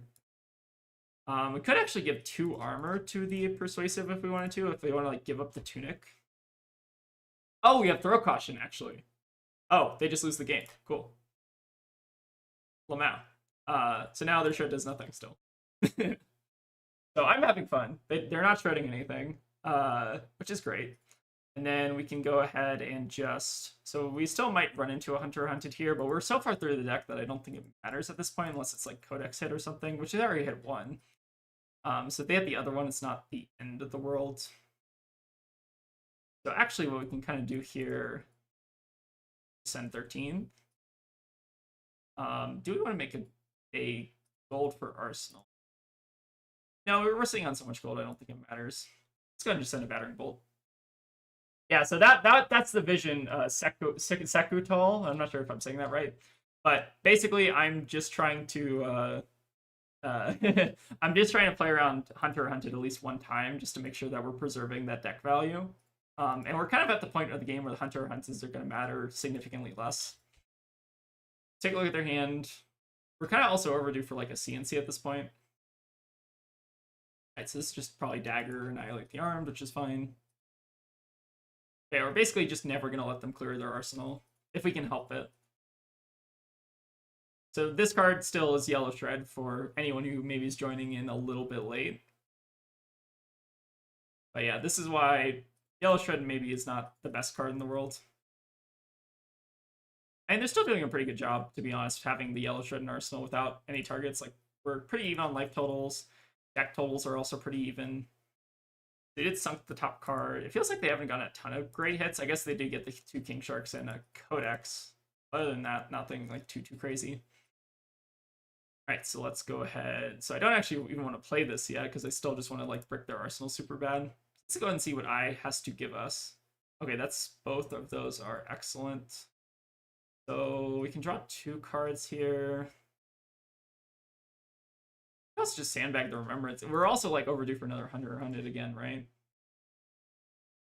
Issue is that the Remembrance is not like at its best quite yet. Can we draw 2 cards here? 1, 2. Yeah, I believe we can, right? Oh no, we wouldn't have, or no, we do have pitch for everything. Okay, we're good. So we just draw 2 here. So we're gonna play this, and then we're gonna try to Arsenal the Remembrance in case they go for like CNC or something. And then this will give us insurance against Hunter. Super valuable. We did turn on their balance, but they do have to like block with it before using it too. It's always good.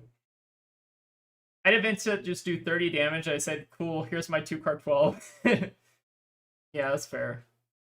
I assume you're still playing some Gravy Bros. How's the Vincent Gravy matchup? I'm actually kind of curious. I think Tegan was wondering about that.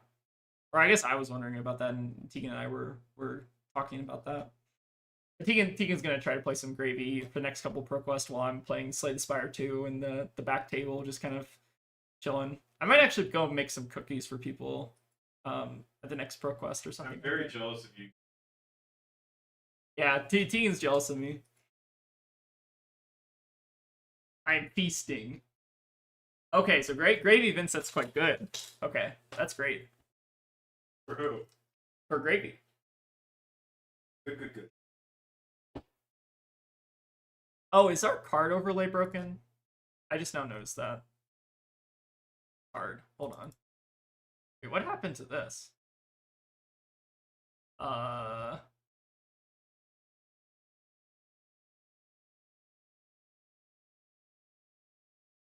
Oh, there it is. Uh, eh? Sorry about that, chat. No one told me. Is that better? Okay, so we have a Hunter Hunted, we have Leave No. Funny thing is they're pitching the Hunter Hunted here. So we can take 6 damage or we can take 4 damage. But the 4 damage comes the banish off the top. I guess I don't want them to IP with Hunter Hunted, so I should actually take the 6 damage, I think. Which seems weird. I think is maybe correct. But yeah, I really like having your Remembrance in Arsenal here. It's pretty sweet. And it also means that we're requiring them to pitch the Hunter Hunted.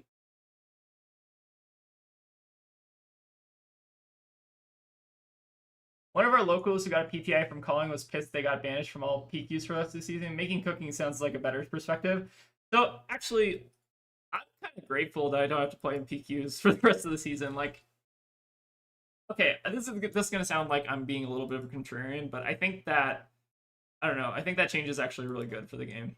I think that it makes it interesting. Like if you can't participate in like your local scene, now you're like competitors don't have to like worry about you anymore, which is kind of interesting. It like keeps the meta fresh. Like I overall think that's like a really positive change. I don't know. Just my bias though. Go ahead and respond to the CNC trigger. So unfortunately we don't get to whiff the Hunter Hunted, but they're whiffing it by putting it in their deck, so it doesn't really matter. Then let's go ahead and take a Codex. What is another big hit here? Oh, they're giving us a well played. We'll do that, and then we'll do. I guess Trophy Shot seems reasonable. Yeah, let's just do that. Then let's go ahead and go for Trophy Shot. But I actually really like that change. I think it actually is kind of fine, and I think the people who like don't benefit from that change probably shouldn't be benefiting from it because they already win a lot anyways. I don't know. I'm like more positive about that change. Like I think it gives you like a reason to maybe even support other people in your community or to just like kind of take a break. Like I don't know. For people who want to play Fab all the time, I guess it is kind of bad, but like I'm not the kind of person who wants to like go to every single event and just like grind as hard as I can, I guess. I don't know. I care more about just like the community having a better experience than me personally like benefiting, if that makes sense. Not to say that the people who are like upset about it don't have like a valid reason for it, but I think that a lot of it feels kind of overblown. All right, so they have Remembrance, Excessive Bloodline, and they still have the Shred in Arsenal, which is great. Yep. Good. I think it's a good change personally. Like I think for the people who want to like grind out events, it's like kind of crappy or whatever, but like I personally don't. That's at least my perspective on. Like Talshar's having a little issue here. Let's see if it comes back. But yeah, I personally think that area is like, or that change in particular is kind of fine. Living in an area with only two PQs in a reasonable distance, I would never play in the second PQ if I won the first one. I would feel bad knocking anyone out, and conceding every round seems bad too. That's kind of fair. I think especially for like, oh no. Oh no, is Talishar down? Uh-oh. Let's check the Discord. Maybe it'll come back. F. Did Tally crash? Oh no. Yep, it might have. Oh, we're back. Oh, never mind. We're good. We're chilling. We're fine. Peachy even.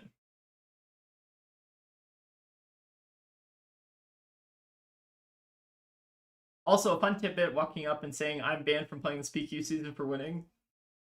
I should get like a medal for that. Oh, your tally's fine, Rose. Okay, that's good. I don't. I might hit them with a refresh and see. They might have. Oh, okay. They also maybe got there. Okay, so again, we still never want to block. Great. Oh yeah, my medal was this. I should like get this on like a chain or something and just like wear it around my neck. I feel like that would be a powerful flex for the Colorado locals. Oh, this hand's fine. We can make an. We always make an arrow with our Marlynn hero ability. Yeah, I'm still just like never blocking here. Even if they banish 2 cards, I don't care. Helps Moopin. I think it is a pretty neat. Like the amount of people that change actually kind of really impacts is like fairly low in my opinion. I don't know. It's easy to say that as someone who's like not affected by the change. Or actually, hold on. I should probably draw some cards first. Let's draw like a couple cards and just see what happens. Pretty likely to also just hit a pretty good arrow here. Let's go ahead and draw Tunic here. So we get our nice little 5-int Tunic play. And then this hand is great. So we can go through Catch of the Day, Cheating Scoundrel. How many reacts we got left? Let's go sort. So we got, looks like they're on a decent chunk of reacts. We've seen only 5, and then they pitched onto or hunted. They're probably overdue for some reacts here. It's fine. Still just need to get them out of cards as fast as possible. They're winning so much they should get tired of winning. I think that's a good way to look at it, right? Like, the people who this is actually affecting are people who are already very good at the game. I don't know if Jude's still in chat, but Jude maybe is an example of one of those people. And like I guess what you can always do with like the thing is if you really wanted to, like a lot of people will end up prize splitting, so like that's like pretty realistic. All right, looks like they may just didn't find the reactor, which is kind of unfortunate. But I think the plan of just like pinning them on the shred there was pretty brutal for them. It seems like they also they had like Secret Kunai. Maybe they just like weren't finding the rest of the reacts there. Let's see where they were at in the deck. Is this unsorted? Okay, so this is sorted, this is unsorted. So it looks like their next react was like 2 hands away, which is pretty rough. So yeah, overall, I think that was a pretty good example, I guess, of like how to play the Huntsman game. But again, I do think we got kind of bailed out by them marshaling the shred, which is, I think, I don't know, a little unfortunate from their side. But I end up just like in this matchup, I just try to take as much like vanilla damage or just banish on hits as possible and just like make them have the nuts, you know. But yeah, pretty good matchup. Let's see if we can maybe get maybe like 1 or 2 more. How much? We got like a couple, like an hour and a half or something. An hour or so. All right, let's go and enjoy that one. Oh no, we got a Dory. Okay, so this is a bad matchup. But that's fine. We'll play it out. I have some things I want to try in this matchup. I like Richard, or I don't like Richards in this match. No, I don't. I want to try out the Frail Swing lines and see if those are actually impactful. Like, I think we just kind of got high roll super hard. I don't actually have a ton of practice on this matchup, so might be misplaying this one, but I think it's a good learning matchup at least. Oh, we also maybe did want Honing Hood if they're going to go first. Thing. Also interesting they're choosing to go first. Oh, did I forget my hood? Okay, it's not the end of the world. I probably yeah. I immediately saw that I forgot my hood, but not the worst thing. All right, let's go ahead and start with the.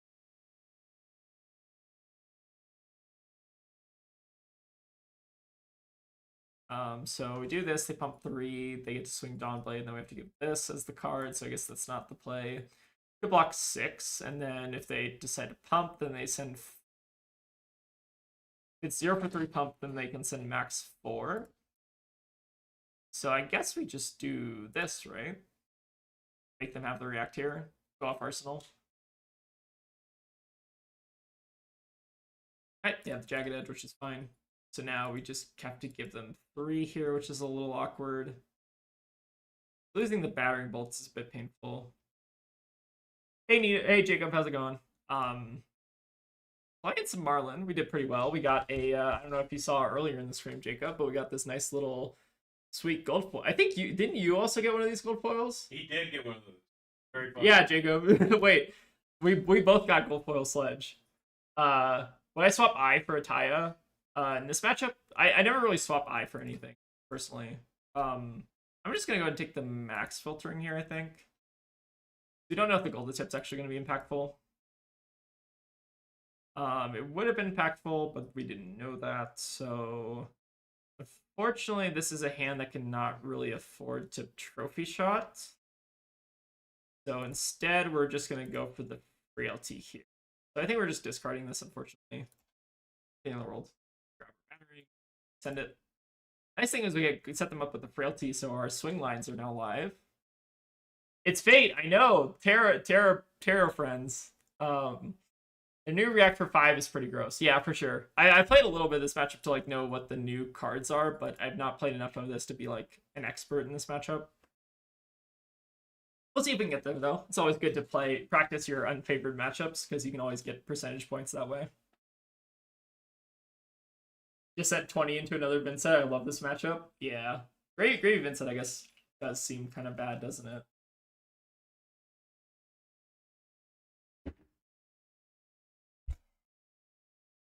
Hoping this battering bolt is at least a good kind of space to buy tempo. Alright, got 1 point of armor. That is a win. Looks like they're just going to set up. Okay, unfortunately, Sunken is not going to do a little bit of an unfortunate arsenal. Alright, let's go salvage. Let's turn over the tip. Doesn't really matter. And let's go for Rabble for more info. Alright, so we know we're drawing a Shifting Tides on top. Make Harpoon. Draw the Shifting. I feel like I almost want to arsenal this Throw Caution here. It is risky, I guess. This is kind of an interesting decision point. This does deny Reprise pretty hard. So maybe we do have to kind of like gamble on this. Interesting. Could have also set up the Shifting Tides, but the reason I'm like not super keen on that is we don't have any gold pile set up. For what it's worth, I also maybe should consider throwing 3 block on the Murderous Rabble, but I guess this also kind of buys armor, so fine. Okay, so this is going to be a reset hand here, I think. So the nice thing with this hand is we do have the Throw Caution to kind of act as like a pseudo D-react. We get pretty messed up by Twinning Blade here, but don't know if we can play around that. So I think we're just going to take this opportunity to try to set up the Bluefin and Arsenal, and then maybe just block with the cheating here. So we're really hoping for no twinning, I think.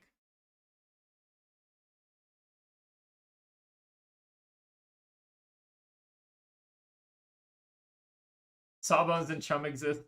That's bad. Yeah. Sawbones and Chum seem like a nightmare for Vincent to deal with.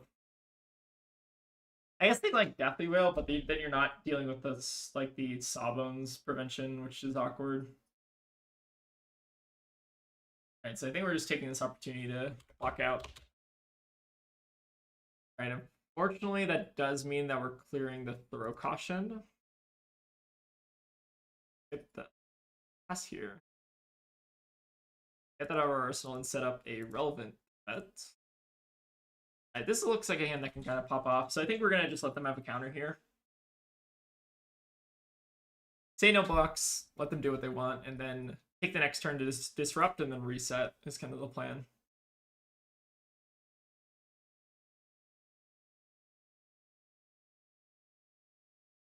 Oh, hey, Lurtera, how's it going? We had a pretty fun stream tonight, I think. We got a nice little gold foil opening. I'm showing this, I guess, to everyone who's new in chat in case anyone missed it, but nice little sledge. Pretty sweet. I think it's probably one of the better gold foils, to be honest. At least for me, who likes to play weird, slow jank and Sage. But yeah, we're having some fun tonight. Oh, double blade flurry is nasty. Alright, I guess blocking this turn wasn't doing much anyway. Yeah, Sledge is a pretty nice one. I'm pretty happy about that. I was actually kind of looking forward to seeing some of the new treatments from the gold foils because I've seen a lot of the like dynastic diadem. I think I've seen quite a bit of. But it seems like they did a lot of really cool things with the new gold foils. So I was curious to see them, but I'm also not disappointed with Sledge in the slightest. This is also like its hand. At least there's no like that card draw attack or not attack action. At least that's not on this, but pretty big turn.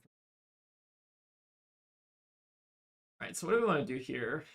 There is a line that's probably bad where we can tipple discard the trophy shot, but I think that seems wrong. I think I'd rather just go for the trophy shot here. Maybe hope to get like a 3 oak or something. Okay, that's a little painful, losing the codex.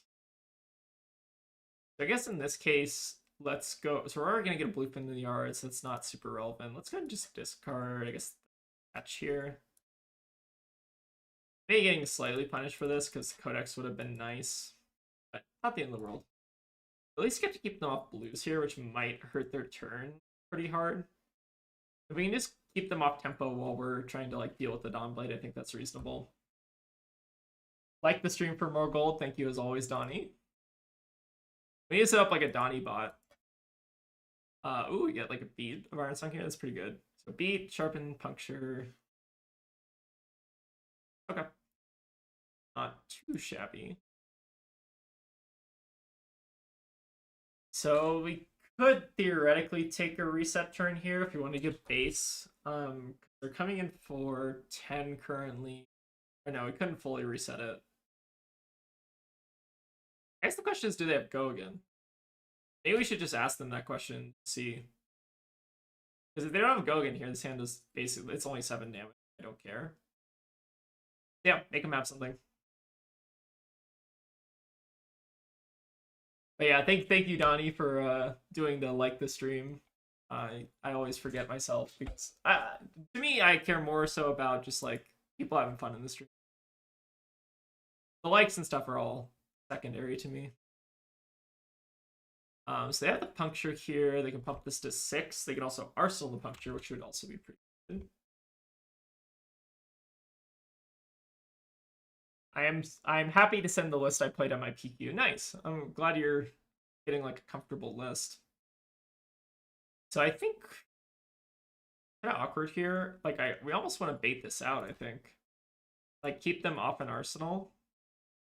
And they get a second counter, but that's not the end of the world because we're like sending disruptor. I like want to keep them off an arsenal here, I think. Like force them to do the puncture. Oh, I guess the gold hook really didn't do anything, but that's still it still forces them to use it, I guess. Kind of interesting. Like I kind of want to force them to use it here. It seems like they're not going to go for it though, which I think is wise. At least do deny the second counter. Stuttering. Oh, there we go.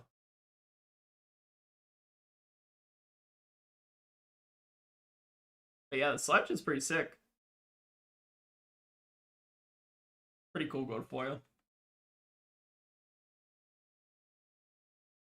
Might hit them with page, not because. Oh, network. Oh boy. Hey, Talshar is losing. Uh, let's check. Seems like it's stuttering a little bit, but it happens. Oh, Aegis Sworn. You upgraded to the new Acilio. I didn't notice that. Very cool. What are people's predictions while we wait for the new lightning set? My prediction, okay, my hope for the set is that I think that okay, my hope for that set is that it's a little bit less redline, just so that the games are a bit more interesting. Seems like we just had maybe like a little stutter here. And let's go ahead and go for, I think we need to find a Kraken really bad. I almost want to gamble and try to get rid of the red fin because we need to try to buy tempo here, like very, very hard. So I think here is where we stop. Try to hold on to one gold. Try to find the Kraken. Perfect. Excellent, excellent. So now we can do. Almost tempted to even give Tunic here. Giving Tunic lets us IP with the Golden Tip. They're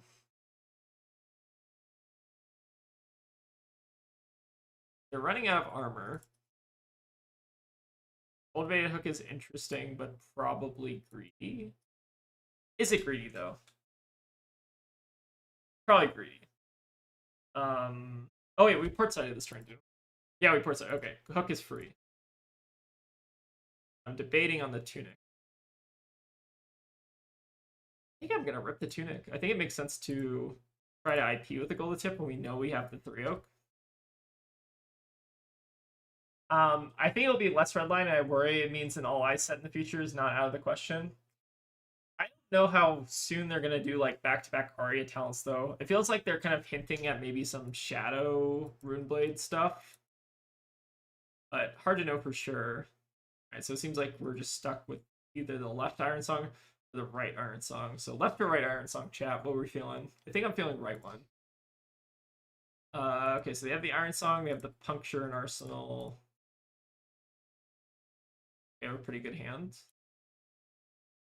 They also have the Glint. So blocking this basically just draws an extra card. Oh, and they also have the Singing Steel Blade, which would represent route. I think we just make them kill us, or like make them try to kill us. Sure. Make them send damage here. I don't want to give them Singing Steel Blade for free. They glint this, and then they have to hit, puncture, go to 8. I think that's what the play is.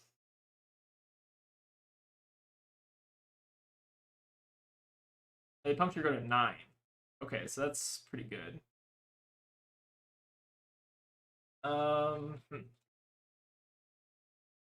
We know they still are sitting on that puncture. Could try to strip their blues next turn, which would also be helpful. Base goes to 8 to 9. It's unfortunate because the base, because it's puncture specifically, I think the base and the tunic both get reduced by 1, right? That's not helpful.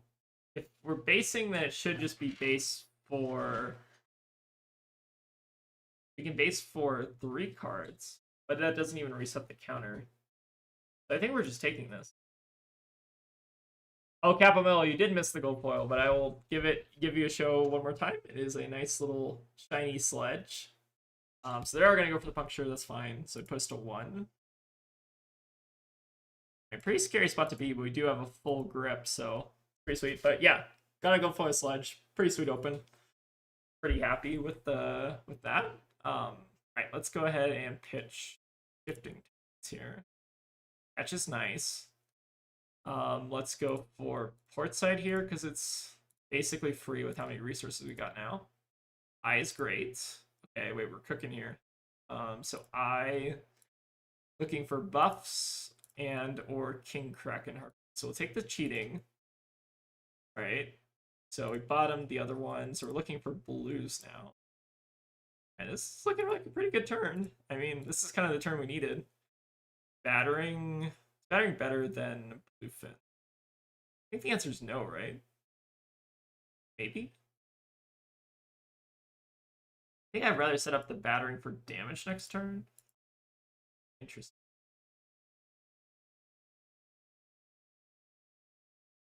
I think this buys at least a card here.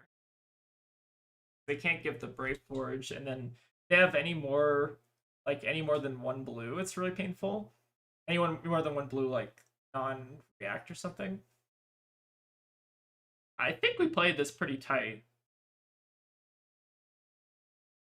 Thank you, Capomello. Very nice. I think it's a pretty sweet pull. I'm also just kind of glad that I get to take a break from like prepping super hard for the PQ season. It feels kind of nice, actually. We were kind of just talking about that recently with the or we talking about that a little while ago. Just like people have said about like the PQ changes and stuff, which I think is valid, but I don't know. I'm not the kind of person to really grind out PQ super hard. Yeah, pretty good turn here. So I'm imagining they probably don't have blues in hand. Okay. So pitch. Wait. No, his hand sucks. I think we're fine. Because they can't do all of this, right? Most they can do is like Singing Steel Blade, get an Iron Song. This is actually fine for us. Okay. We're chilling. So Iron Song, the other thing, and then Swordmaster Shine, which they cannot play. Huh. It's basically the hand we needed, kind of. So base plus this plus Tunic. Was this still 1 still? You're glad to take a break. It's understandable. I gotta meet my games quota before Saturday because I'm grinding. Now you coach. Exactly. That's why I'm coaching Tegan. So they cannot play the Swordmaster. Oh no, they can't play it because it's 1. Oh shit. Oh, I forgot. That card actually has other text, right? Hold on. Let me make sure that I'm actually reading that right. Swordmaster Shine? Swordmaster. Oh shit. They can play this for 1. Oh, that's actually perfect for them. That's disgusting. We're cooked now, I think. How is there any way we have a chance here? Yeah, it's gross. Yeah. I think we're dead. So 5 plus 3. So base. Base goes to plus. I think we just need to like give the whole hand to base, right? I don't think there's actually a way we can win from this spot. Yeah, Swordmasters with 2 counters is brutal. So we base do. I'm trying to think if there's any way we can even keep a hand here. So 5 plus 5 plus 3 is 13. Is there any way that this combination of 3 cards blocks 13?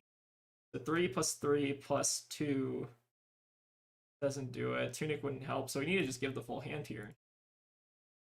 Unlucky. I forgot that card actually had alternate text. The card's wild. Being a 1 for 5 react is kind of brutal. If we can get them to draw like the worst story hand of all time next turn, then maybe we're chilling. But otherwise, I think we're in trouble. I need them to draw like a hand of all non-functional reds. Even then, I don't think we win, right? The Arsenal Iron Song, probably.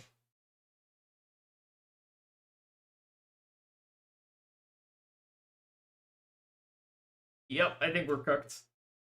We got pretty close, though, for what it's worth, for a pretty bad matchup. That's my light.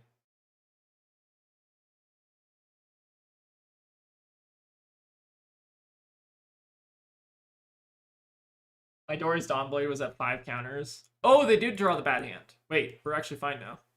Okay, so they pitched the Swordmaster. So this is just Iron Song. Which is still bad, but it's not hopeless, actually. So we have to do this, assume that this card is nothing. Yep, I guess this is the way we can win. Alright, they have 1 Iron Song. Do they have another? Oh, they had another? No way. Okay, they got us. Damn. Alright, we got owned. Yeah, play around both. You have to play around one there, I think. All right, good game, Spanders. I think we actually got really, really close there for what it's worth, though. I think if they don't have, or what other cards kill us there? Blade Flurry, I guess, kills us. Iron Song. I think that's pretty much it. I think we played to our outs pretty well there, though. I think we just kind of have to make them have something right. GG's, yeah, unlucky, but it happens, you know. That's fab. That's fab, baby. I think that was I don't know if anyone used to watch like Magic or whatever. Like that's Magic, baby from Kenji. This is like catchphrase. All right, let's maybe all right. Got like 2 hours. Let's maybe end it on just like one more game. See what we can find. Maybe something a little bit faster. A little bit faster. I said. A little bit quicker. That is a quick game, but not in our favor. Let's maybe do one last one. We just dodge the Valdas. It's super easy. We can do a Victor, but that's also not a super fast one. Give me like an Acilio or like a Syndra or like a Marionette. I'll take a Syndra. Okay. So let's get to show off, I guess, the mini fridge here. So Trench, quick dodge. Give them a good look, have fun. Our pits, and then we want to cut. Okay, they're gonna have us go first, which I think is correct. I kind of almost like cutting Throw Caution for the tar pits. Actually, I really don't like Throw Caution all that much in this matchup. I think I just like going lighter on the blues for the tar pits. That makes sense to me. So Bravo just never L's at this point, right? We just print better Guardians and better Bravos. That seems to kind of be the policy. What if I just keep this hand? No, that's probably wrong. We have to make like 4 gold here or something stupid like that. If assuming we draw blue. Which we do. I almost debated just IPing with this hand, which might have been correct. But getting 4 gold at the start of the game plus like 10 damage or 9 damage or whatever seems pretty good. I guess they can Syndra response to deny the catch. I guess it's not. The catch maybe wasn't actually impactful. Okay, so maybe actually we're supposed to like IP with the catch of the day or something. Interesting. Probably should have thought about that more, but I'm starting to hit the point in the stream where I like lose my mind. I always forget that they can do that. I got caught in a PQ once, not remembering that, but I've clearly not learned my lesson. 4 seems good. Oh, they're running Hunt to the ends of Rape. That's an interesting one. Looks like they're maybe doing more of like a mark package or something. Okay, they're having to pitch, which is good. So this will require them to throw their other dagger at us, which I think is enticing. Could also kind of be bait, but like, I make them go for it. If they draw a card here, they're drawing a 0 for 2, so it's not the end of the world. Like, I want to make them flick here. If that feels like it might be pretty painful for them. Betsy will LL and Bravo will still be here. I agree with that. Betsy is clearly cut above the rest. For sure. Oh, they're also running snaps, which is kind of interesting. Maybe we're getting snatched at some point this game. Like possible.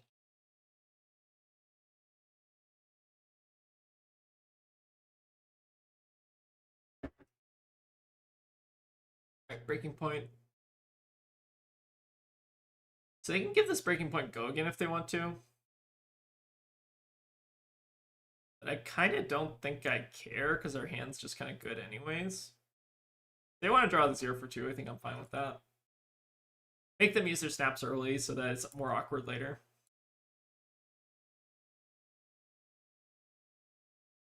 And if they're just gonna like pitch it to re-equip dagger, I think I'm like very fine with this. Alright, so let's go in port side again. I'm like, were we talking about Dory? Because I have some complaints. Oh, I guess we were playing against a Dory. I think that game was like pretty close though. Like that matchup's like unfavored for us, which is fine. Let's go and put the Kraken. I will attempt to go for a salvage on the dagger. It is pretty relevant. this does technically get a Warmongers if they end up running them in the deck, which some Syndra.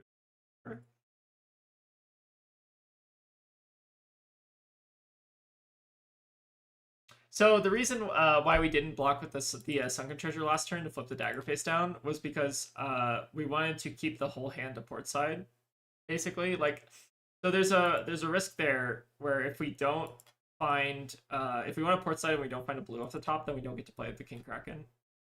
So that's the awkward thing. And they also had their chain links open at that point. So if we want to do it, we had to do it early. But I'm actually kind of fine with them having this hand. So we have one unknown card in Arsenal. Fire Tenant, Arch. Arch is basically no-go again. They don't even have any fealty here. This hand is kind of non-functional unless their Arsenal has some fealty generation. I don't know if they notice you got their dagger. They might not like care if like I don't think it's right to pitch like 3 cards to that, right? So what makes their hand functional?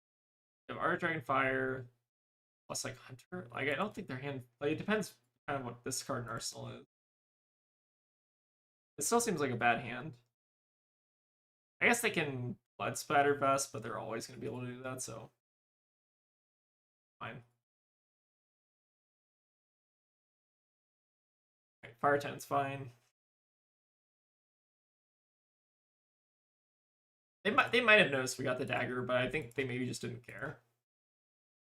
We'll see. So March does not have Go again yet, but they can snap it, which is reasonable. I guess the question is like, do we care yet? So they get to draw a card. They flick, they get to play Hunter or Hunted.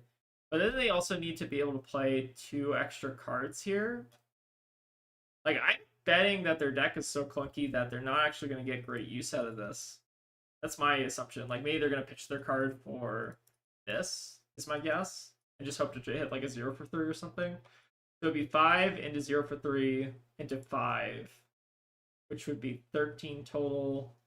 You could trench just to preserve life, but I don't think that's worth it. So I think I'm just going to go for the Arsenal Disruption next turn. I'm going to bet that they're going to keep an Arsenal here. Yeah, like, I'm going to make them try to fix this hand, I think is the strat. Play a little aggressive. I'm a little concerned about not being able to cash in our trench, but I think that we'll always probably have a decent opportunity to draw a trench. So I think they drew basically the perfect here. So they get their guilty here, and then they also get the 0 for 3. So pretty good draw, but not unexpected. I think we're kind of planning for that basically. And then we also need them to play their card from Arsenal, which we've not seen yet. So I'm assuming that's maybe just like another Chain Ender or something without Go again. It's my assumption. But we'll see. So we go to 12, but we still have the mini fridge up, and then we also are going to be sending Command and Conquer Light, basically. So should be in a good spot. Yeah, let's go. This is maybe like a little bit greedy, but I think it's still fine. Let's crack a little bit more gold here. A lot of good draws. Sunken. I think we draw 1 more card because we're going to be generating a ton of gold anyways. Okay. Seems like a good hand, so let's Arsenal that. I like keeping the port side in Arsenal here. Then we'll go here. So we got Cinder on a 4-card hand, and we get to throw the mini fridge in front of it, which I think is quite good. So put them to 8. Get a lot of gold.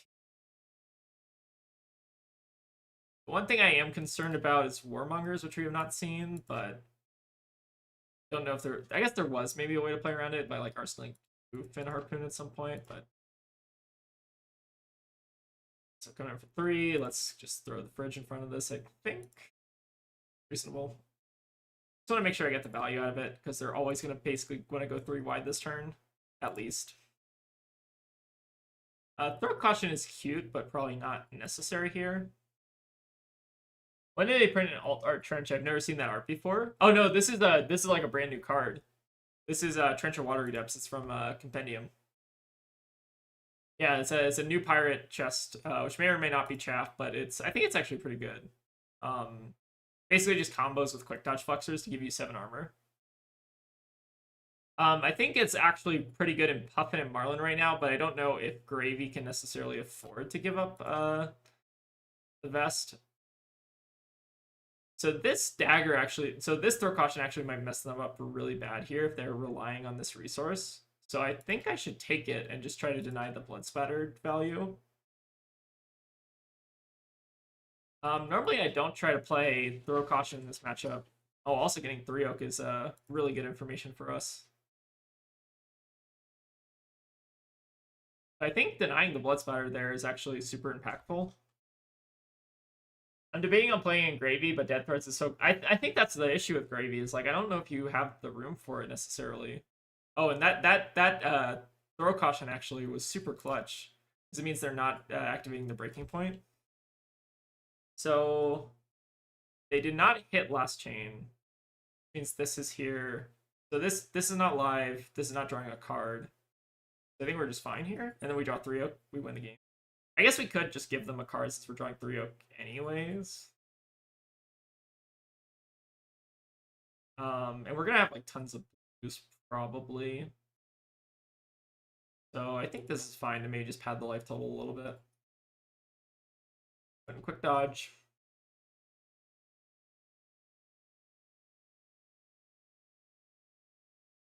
Yeah, I think Dead Threads is just like too strong in Gravy is my opinion, but I know that like you can definitely experiment with it.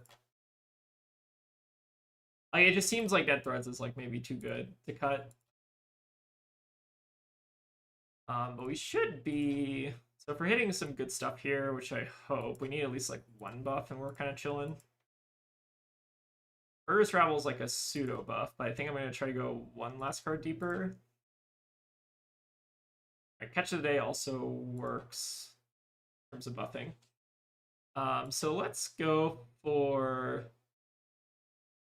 it's actually interesting. I kind of want to go for the Murderous Rabble, because the Murderous Rabble might give us information like we're drawing a King Shark or King Kraken off the top, and then we can like play the catch of the day, pitch this. So I think this one actually gives us like more info, because if we also had like a blue harpoon, like a redfin or something, which we haven't seen, then we could be chilling. I think I like doing this. All right, we catch the day off the top, so it's fine. So I just want to like buy a card here, basically. Close chain, do this. All right, Kraken will do. Trying to think if there's anything else we should consider here. Let's go here. This also, I guess, prevents us from getting Warmongers, which is kind of funny. So, might as well do it.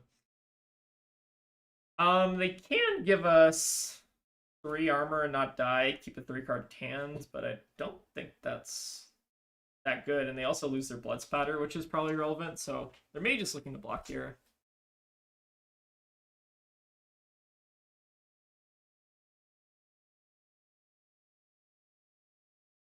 Would you run? I guess KO's gone now. I need to like remember that KO's like a dead hero. Kind of wild. I guess if KO was still around, would you run like the mini fridge in Gravy into KO?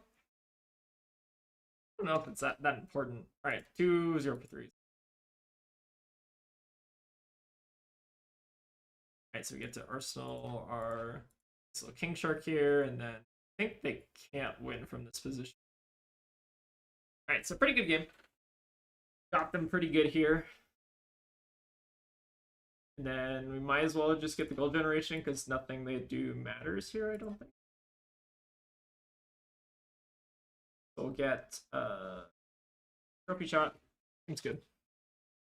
Maybe we can BM a little and grab the Eye of Ophidia, just hit like a buff off the top. That would also be nice. Yeah, even with KO, you wouldn't run the mini fridge. I feel like it's too niche for Gravy, I guess, in my opinion. Okay. Seems like they may see the writing on the walls. I'm kind of curious what the top of our deck was. Okay, we would have found a buff, which is kind of funny. All right, give them a good game. I think they played it pretty well, though. I think maybe it was not worth to send the King Shark that early, but we did generate some gold, so I guess it wasn't that bad. I guess new chess also pays for unmovable on some weird fatigue build, similar block value if you needed to run different legs. Yeah, that's kind of fair. I think I don't know. The mini fridge just seems like it's not meant for gravy, which is fine. I think like the other pirate heroes kind of like needed some extra love compared to gravy, which makes sense. Gravy's got a lot of love already. Um, paying for removal is pretty good in the tally meta. Yeah, that's fair. There's lots of Voldos and stuff running around. But anyways, thank you all for stopping by again. Nice little. I'll show it off one last time. The nice little gold foil sledge here. But this is basically a modified version of the list I ran at the PQ. So I think the learnings after the ProQuest were I basically wanted to cut Plague Hive because it didn't do anything, and the Ripple Ways were also pretty low impact. So now I guess we're trying Frail Swing Lines and the Remembrance instead for a little bit more impact. But I think overall the PQ list was still like most of the way there. If you have a fourth Fable and you want to meme, run Plague Hive. It's probably fine into like Assassins and Warriors, but I also was just like not even a super big fan of that card into them, so maybe it's more meme tech than anything. But yeah, this was my ProQuest list, or like kind of ProQuest refined list, I guess. These are the matchups and everything. So again, I'll post it one more time in chat just so people have it. I'll probably try to make a comment of it as well. In case anyone's looking to play Marlin, this is, I think, a pretty good spot to start. Just some announcements for this week. I think we're gonna try to do the Marlin Council video maybe sometime this week. Depends how schedules kind of line up and stuff. But other than that, I'm trying to think what I should do for next stream. Might try to do some terror gameplay and just see where Sage meta is kind of at, because I'm kind of curious. But yeah, we got some stuff planned for this week. Again, I'm benched from ProQuest season, so no more ProQuest for me, but got a nice little win, which is always nice. But anyways, thank you all for stopping by. Thank you all for the congratulations and the cheering and stuff. I really appreciate it. But yeah, I'll see y'all back on Wednesday, and we'll do some fun stuff. So, yep, I'll see y'all later.